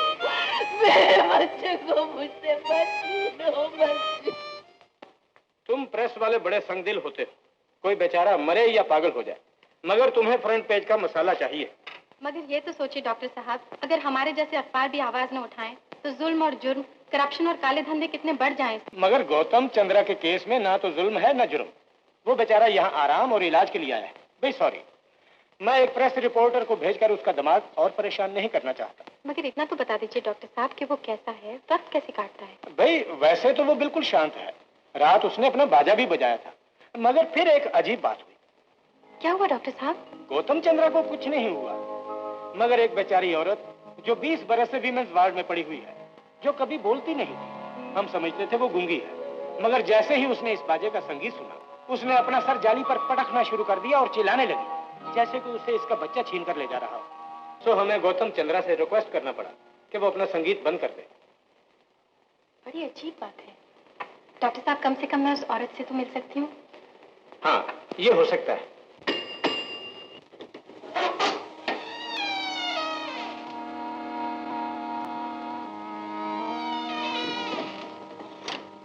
मुझसे डरो नहीं, मैं डॉक्टर नहीं हूँ, वार्डन नहीं हूँ। मैं भी किसी को खोजती हुई आई हूँ। तुम मेरी मदद करोगी माँ? माफ करना, मेरे माँ बाप मर चुके हैं, सिर्फ एक छोटा भाई है। परसों से किसी को माँ नहीं कहा। फिर कहो माँ, फिर कहो माँ, मेरी मदद करो माँ। डर मत गौतम, मेरे लाल, मेरे होते तुझे कौन जबरदस्ती ले जा सकता है?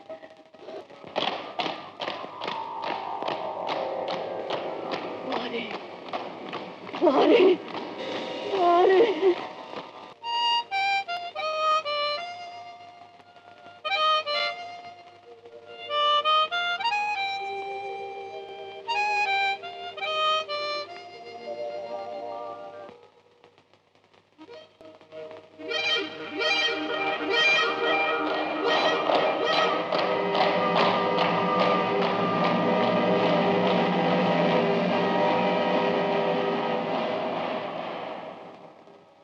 गौतम चंद्र वल्द अशोक चंद्र एलियस अशोक भारती, तुम अब अपने दादा सर उत्तम चंद्र की सारी जायदाद के कानूनी वारिस हो। तुम्हारे दादा ने हमें तुम्हारा गार्डियन और ट्रस्टी मुकर्रर किया है। जब तक तुम बालिग न हो जाओ, हम तुम्हारी देखभाल करेंगे। अब तुम अपनी माँ के पास नहीं रहोगे, अब तुम्हें अपने दादा के घर में रहना पड़ेगा।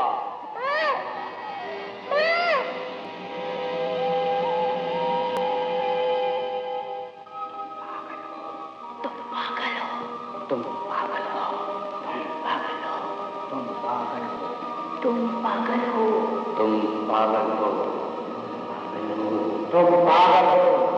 तुम पागल हो,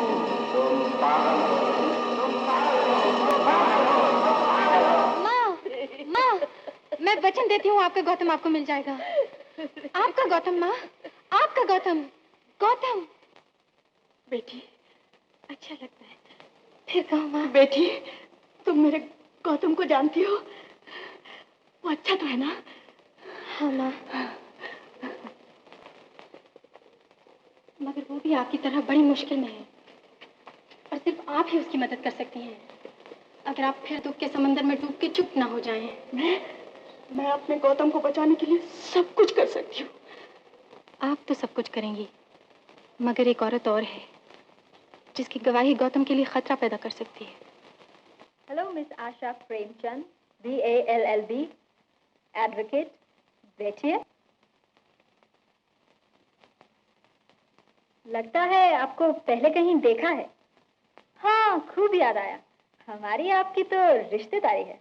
जी? हाँ, गौतम के रिश्ते से। लगता है झूठा खाना आपको अच्छा लगता है। देखिए मिस माया रानी, मैं जली कटी बातें न करने आई हूँ न सुनने आई हूँ। ये मामला बहुत सीरियस है। गौतम की जान और इज्जत दोनों खतरे में है। कुछ लालची और जालिम लोगों ने उसे पागल खाने में बंद करा दिया है। उसने जरूर कोई पागलों जैसी हरकतें की होंगी। आप कभी उससे प्यार करती थी, या कम से कम वो आपसे प्यार करता था? आप चाहती क्या हैं? मैंने सुना मिस्टर शर्मा आपको गवाह बनाकर अदालत में पेश करने वाले हैं। वो चाहते हैं, मगर मैंने अभी तक हाँ नहीं की।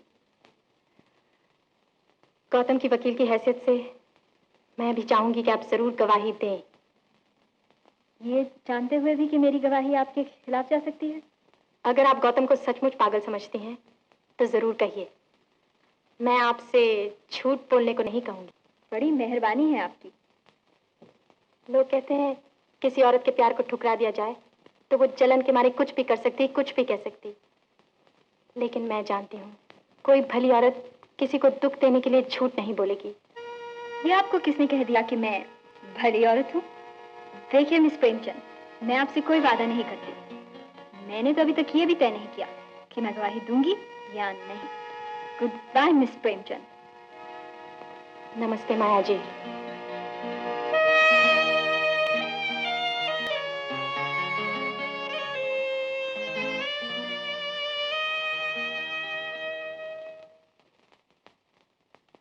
हाय मम्मी। Hello hello hello. ये कौन थी जो भी यहाँ आई थी? इस लड़की को हमने कभी नहीं देखा। तुम चुप रहो जी। मम्मी, ये लड़की गौतम की वकील है और उसकी नई गर्लफ्रेंड भी। ओ, फिर यहाँ क्यों आई वो? मेरे ख्याल में क्यों लेने आई थी कि अगर मैं मुकदमे में पेश हुई तो क्या कहूँगी? तो फिर तुमने क्या कहा? तुम चुप रहो ना प्लीज। हाँ बेटा, फिर तुमने क्या कहा? मम्मी, मैंने कहा कि मैंने अभी तक फैसला नहीं किया कि मैं गवाही दूंगी या नहीं। लेकिन बेटा, गवाही तो तुम्हें जरूर देनी चाहिए। आखिर तुम्हें इससे अच्छा मौका कहाँ मिल सकता है बदला लेने के लिए। उसने तुम्हारा दिल तोड़ा है ना, और वो भी एक ऐसी मामूली लड़की के लिए। ये पागलपन नहीं है तो फिर क्या है? एग्जैक्टली, यही तो मिस्टर शर्मा भी कह रहे थे। तुम चुप रहो जी प्लीज। माँ बेटी के दरमियान बोलने की कोई जरूरत नहीं है तुम्हें। अच्छा जी। गोविंदा, कहाँ मर गया उल्लू का पट्टा? जी जाओ, विस्की सोडा हमारे कमरे में रख दो। चलो खैरिए। हाँ जी बेटा, फिर क्या इरादा किया है तुमने? मम्मी, मैं गवाही जरूर दूंगी।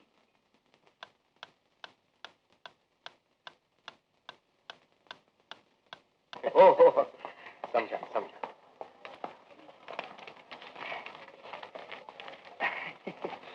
अगर मुकदमा जीते तो और भी मिलेगा।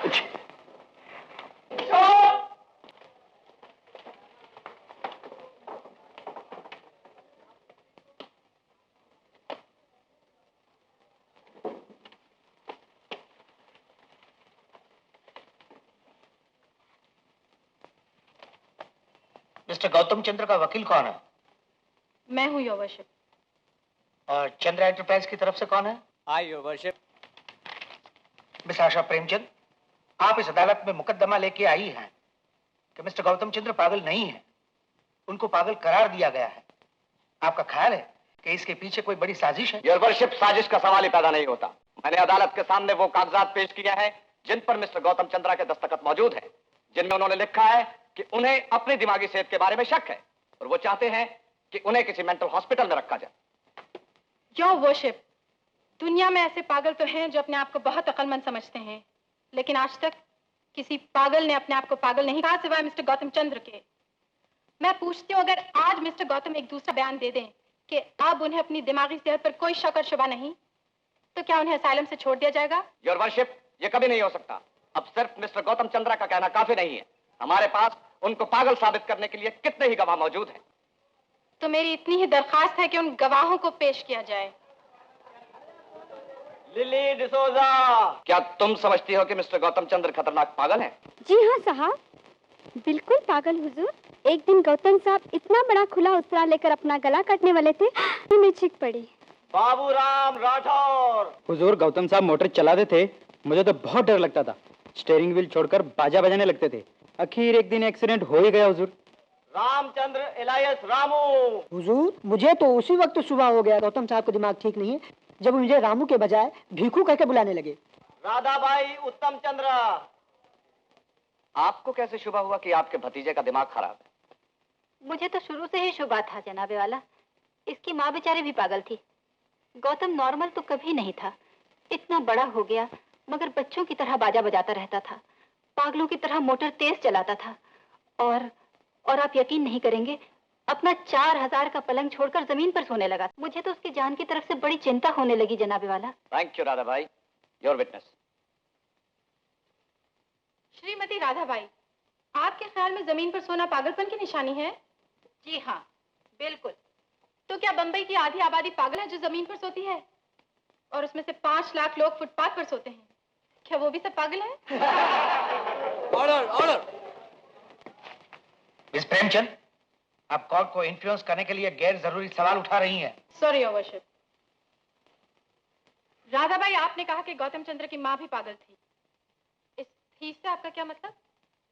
20 बरस पहले मर गई बेचारी। पागलपन के दौरे में उसने अपने कपड़ों में आग लगा ली थी। 20 बरस पहले वो मर गई थी। राधाबाई का यह बयान नोट किया जाए, your worship. Maya Sonachand. Miss Sonachand, क्या आप मिस्टर गौतम चंद्रा को जानती हैं?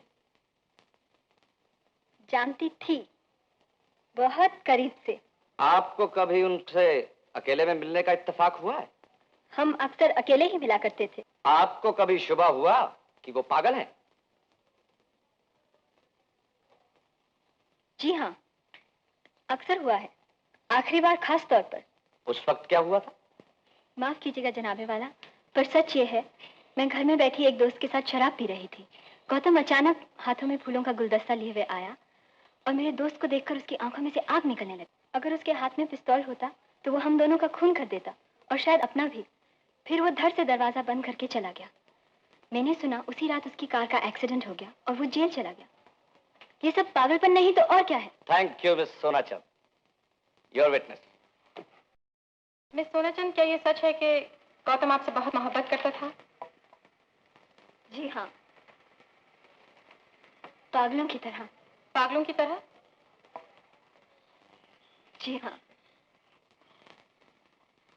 वो बेचारा सच्ची मोहब्बत करता था। इसी को लोग आज पागलपन कहते हैं। मगर इस पागलपन की कदर मुझे उस वक्त मालूम हुई जब वो मेरी जिंदगी से निकल गया। That will do, Miss Sonachand. And thank you, Maya. भीखूचंद Sohanlal. ये दोनों गवाह आप साथ में पेश करना चाहते हैं? योर वर्शिप प्लीज, ये दोनों साथ में ही गवाही देना चाहते हैं। Alright, as a special case. तुम लोगों ने मिस्टर गौतम चंद्रा को पहले कब और कहां देखा? जेल में सरकार। सरकार, मैंने तो पहले दिन सोहन से कह दिया था कि अपना गौतम सेठ बिल्कुल पागल है। इतना पागल है हजूर कि जेल के वार्डर को कभी रिश्वत देने का कोशिश भी नहीं किया। सरकार, पागल ना होता तो हमारे जैसे चोर उचक्कों को अपनी फैक्ट्री में नौकरी देता और अपने साथ बिठाकर चाय पिलाता, केक खिलाता। मुझे तो तू भूल ही गया। बिल्कुल पागल है। अक्लमंद आदमी तो झूठी गवाही के लिए 100-100 के नोट देते। और इस पागल ने हमें 1 रुपया भी नहीं दिया। सरकार, भगवान करे दुनिया में सेठ भाई जैसे 2-4 पागल और पैदा हो जाए। योर वर्शिप, ये दोनों झूठे हैं, चोर हैं, जेब कतरे हैं, गिरेकट हैं। और दोनों आपके गवाह हैं। योर वर्शिप, और अब मैं एक ऐसा गवाह पेश करूंगा जिसकी राय दिमागी बीमारियों के बारे में आखिरी और कतई समझी जाती है। डॉक्टर सेठी। डॉक्टर सेठी, आपने गौतम चंद्रा को कब देखा था? 8 दिन हुए, इसी महीने की 7 तारीख को। देखने के बाद आपने क्या राय कायम की? It was an advanced case of deep melancholia plus schizophrenic alienation leading to violent fits of aggression and self-destruction. क्या आप आसान जबान में अपनी राय बता सकते हैं? भयानक और भयंकर पागलपन। रोगी को दिमागी अस्पताल में रखना क्यों जरूरी था? ऐसी हालत में वो कुछ भी कर सकता था, आत्महत्या कर सकता था, किसी का खून कर सकता था। क्या ऐसा रोगी करोड़ों की बिजनेस की देखभाल कर सकता है? हरगिज नहीं। Thank you. Your witness. Doctor Sethi, Gautam Chandra को देखने के लिए आपको किसने बुलाया था? मिस्टर शर्मा ने। और फीस कितनी मिली थी आपको? 1000 रुपए। इसका केस से क्या ताल्लुक? थैंक यू डॉक्टर, मुझे और कुछ नहीं पूछना। योर वर्शिप, हमने गवाहों की मदद से यह साबित कर दिया है कि मिस्टर गौतम चंद्रा को दिमागी अस्पताल में रखना जरूरी था, उनकी जान की खातिर, उनके बिजनेस के खातिर। That's all your worship. Miss Premchand, आपको कुछ कहना है? जी हाँ योर वर्शिप, यहाँ कहा गया है कि गौतम चंद्र को यह बीमारी अपनी माँ से मिली है। इस सिलसिले में मैं सिर्फ एक गवाह पेश करना चाहती हूँ। पार्वती देवी।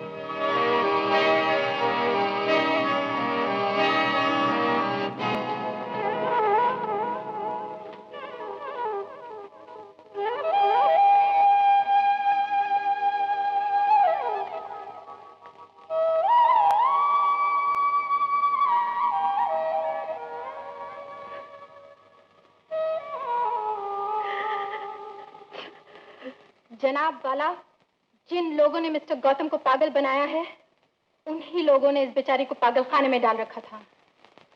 राधाबाई का कहना है कि गौतम की मां मर चुकी हैं। मैं पूछना चाहती हूँ योर वर्शिप, फिर ये कौन है? वर्शिप, ये एक पागल औरत है और कानून एक पागल की गवाही को नहीं मान सकता। मिस प्रेमचंद, क्या यह सच है कि तुम्हारी गवाही इस वक्त पागल खाने से लाई गई है? जी जनाब, मगर वो। आई am sorry miss Premchand, objection sustain. Nurse, उनको आराम से ले जाइए आप।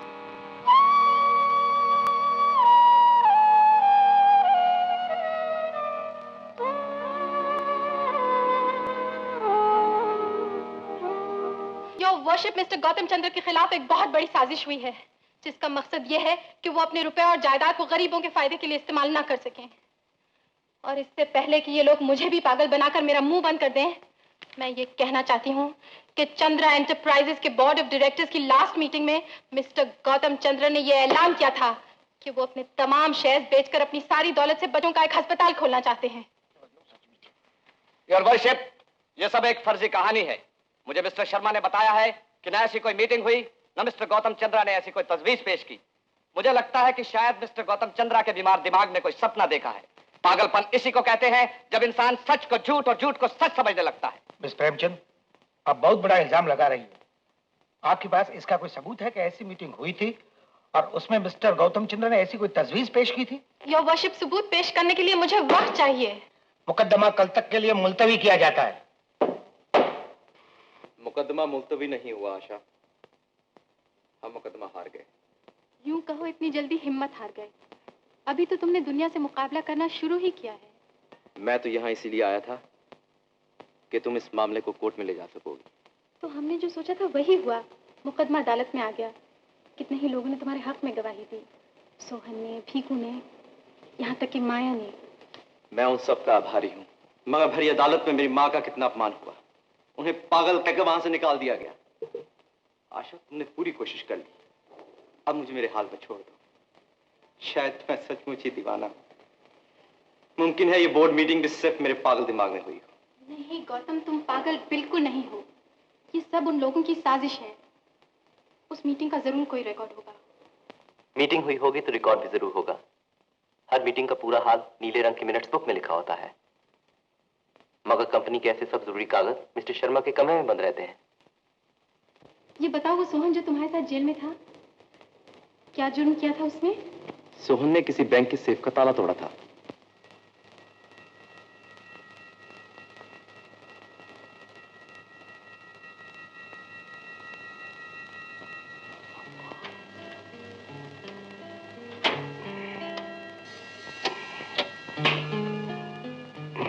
वाह वाह, तू तो कमाल है यार।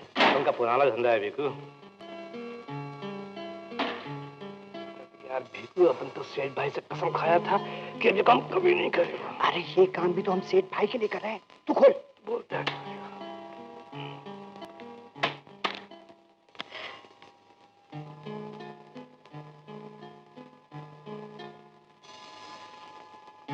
पार्टनर, कर दो पार। नहीं नहीं नहीं, वो देख रहा है। कौन? भगवान। तुम ठीक बोलता है, रख देता हूँ। ये देख, इसमें कौन सा चौपड़ी है? ये मुझको दे, मुझको दे। देख, अरे ये होगी नीली वाली, बोर्ड ऑफ डायरेक्टर्स। ये तो ले, मैं फूटा। योर वर्शिप, ये है सबूत की मीटिंग हुई और उसमें गौतम चंद्र ने अपने शेयर के रुपए से अस्पताल के लिए ट्रस्ट बनाने की तजवीज पेश की। ये है उस साजिश की बुनियाद जो मिस्टर शर्मा, राधाबाई और डायरेक्टर ने गौतम चंद्र को पागल साबित करने के लिए तैयार की। योर वर्शिप, मैं इससे भी ज्यादा खतरनाक साजिश का सबूत अदालत में पेश करना चाहता हूँ। आप क्या कहना चाहते हैं? हमें मालूम हुआ है कि मिस आशा प्रेमचंद गौतम चंद्रा से प्रेम का नाटक खेल रही हैं। इस तरह वो एक भोले भाले और कमजोर दिमाग के नौजवान से शादी करके उसकी लाखों बल्कि करोड़ों की जायदाद की मालिक बनना चाहती है। मैं चाहता हूँ मिस आशा प्रेमचंद को गवाहों के कटघरे में खड़ा किया जाए। मिस प्रेमचंद, आप गवाही देने के लिए तैयार हैं? Yes your worship.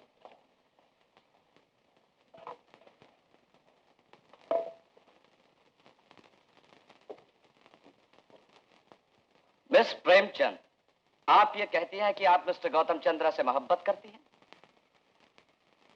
मैं ये कहती नहीं, मैं उनसे मोहब्बत करती हूँ। आपको आजाद अखबार से तनख्वाह क्या मिलती थी?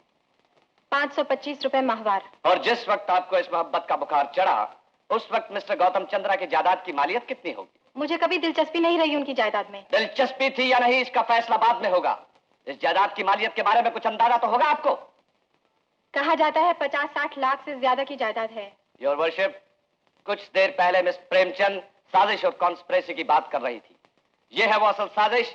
एक गरीब मगर चालाक लड़की अपनी मोहब्बत के जाल में फंसाकर एक कमजोर दिमाग के अमीर नौजवान की जायदाद की मालिक बनना चाहता हूँ। ये झूठ है, ये झूठ है। आप मेरी इज्जत पर, मेरी मोहब्बत पर कीचड़ उछाल रहे हैं। बस मुझे और कुछ नहीं पूछना।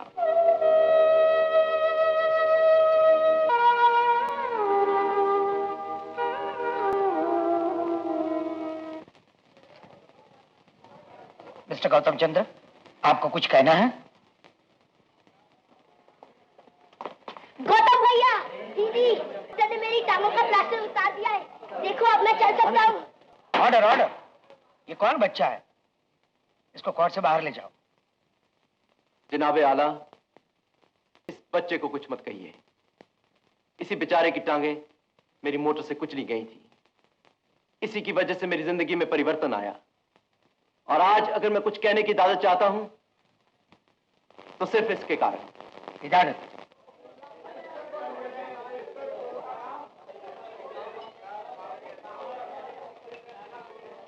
जनाबे वाला, इन सब लोगों का कहना है कि मैं पागल हूं इसलिए कि मैं ये पुराना बाजा बजाता हूं। मैं समझता था कोई भी बाजा बजाना ना पाप है, ना जुर्म है और ना ही कोई पागलपन की निशानी है।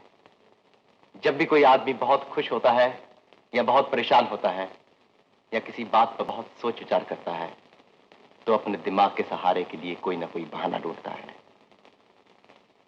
कोई मूछें मरोड़ता है और कोई बाजा बजाता है, कोई गीत गुनगुनाता है और कोई पेंसिल चबाता है जैसे कि बैरिस्टर साहब चबा रहे हैं, और कोई पेपर वेट को लट्टू की तरह घुमाता है जैसे माफ कीजिएगा आप कर रहे हैं। मगर ये बाजा सिर्फ बाजा ही नहीं, ये मेरा बचपन है, ये मेरी मां की निशानी है। ये मेरी गरीब मां ने मुझे 5वीं सालगिरह पर दिया था, जिसके 2 दिन बाद ही मुझे उसकी गोद से छीनकर दौलत की गोद में डाल दिया गया। मेरे बाप तो पहले ही मेरे दादा के एक ट्रक के नीचे आकर जान दे चुके थे। मुझे कहा गया था मेरी मां ने पागलपन में अपने कपड़ों में आग लगा दी थी, मगर कल मुझे मालूम हुआ कि वो न मरी थी न पागल हुई थी, बल्कि उन्हें झूठ मूठ पागल बनाकर पागलखाने में बंद करा दिया गया था। जनाबे वाला, मैं पहले भी हाथ छोड़कर मोटर चलाता था, पहले भी माउथ ऑर्गन बजाता था, पहले भी कटोरे रेजर से शेव करता था। तब किसी को ख्याल नहीं आया कि मैं पागल हूं, इसलिए कि मेरी आमदनी का बड़ा हिस्सा उन लोगों की जेबों में जाता था। वो चाहते थे कि मेरी बिजनेस को अपने ढंग से और अपने काले धंधे के फायदे के लिए चलाएं, गवर्नमेंट को और शेयर होल्डर्स दोनों को धोखा दें।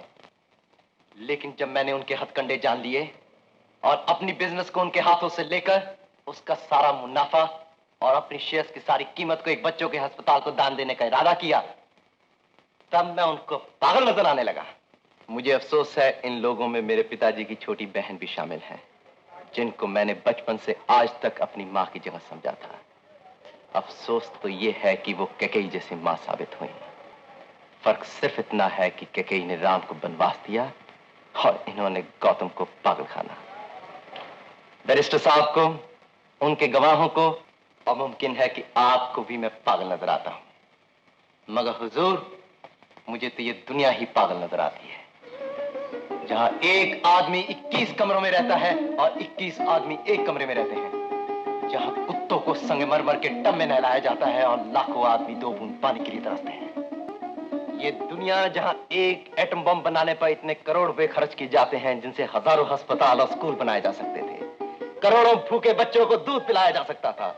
ये दुनिया जहां इंसान ने करोड़ों अरबों रुपए खर्च कर जमीन से चांद तक की सड़क बना दी है, लेकिन ऐसी कोई सड़क आज तक नहीं बना सका जो एक इंसान के दिल से दूसरे इंसान के दिल तक जाती है। जमीन और आसमान का फासला कम हो गया है, लेकिन इंसान और इंसान में फासला कम नहीं हुआ। अब आप फैसला कर सकते हैं कि पागल कौन है, मैं या ये दुनिया। Thank you honour.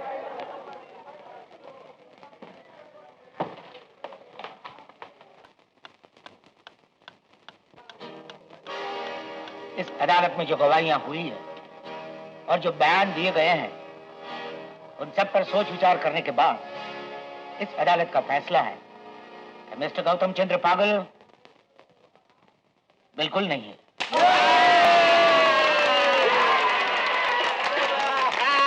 Honour, honour, वो शायद इस पूरी अदालत में सबसे समझदार आदमी है।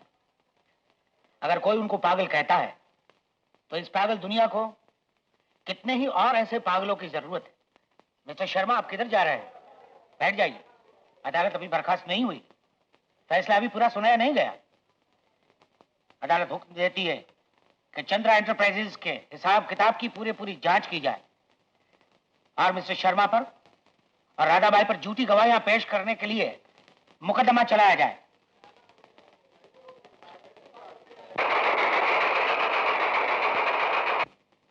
अरे सुना तुमने, हमारा गौतम पागल समाज की कैद से हमेशा के लिए आजाद हो गया।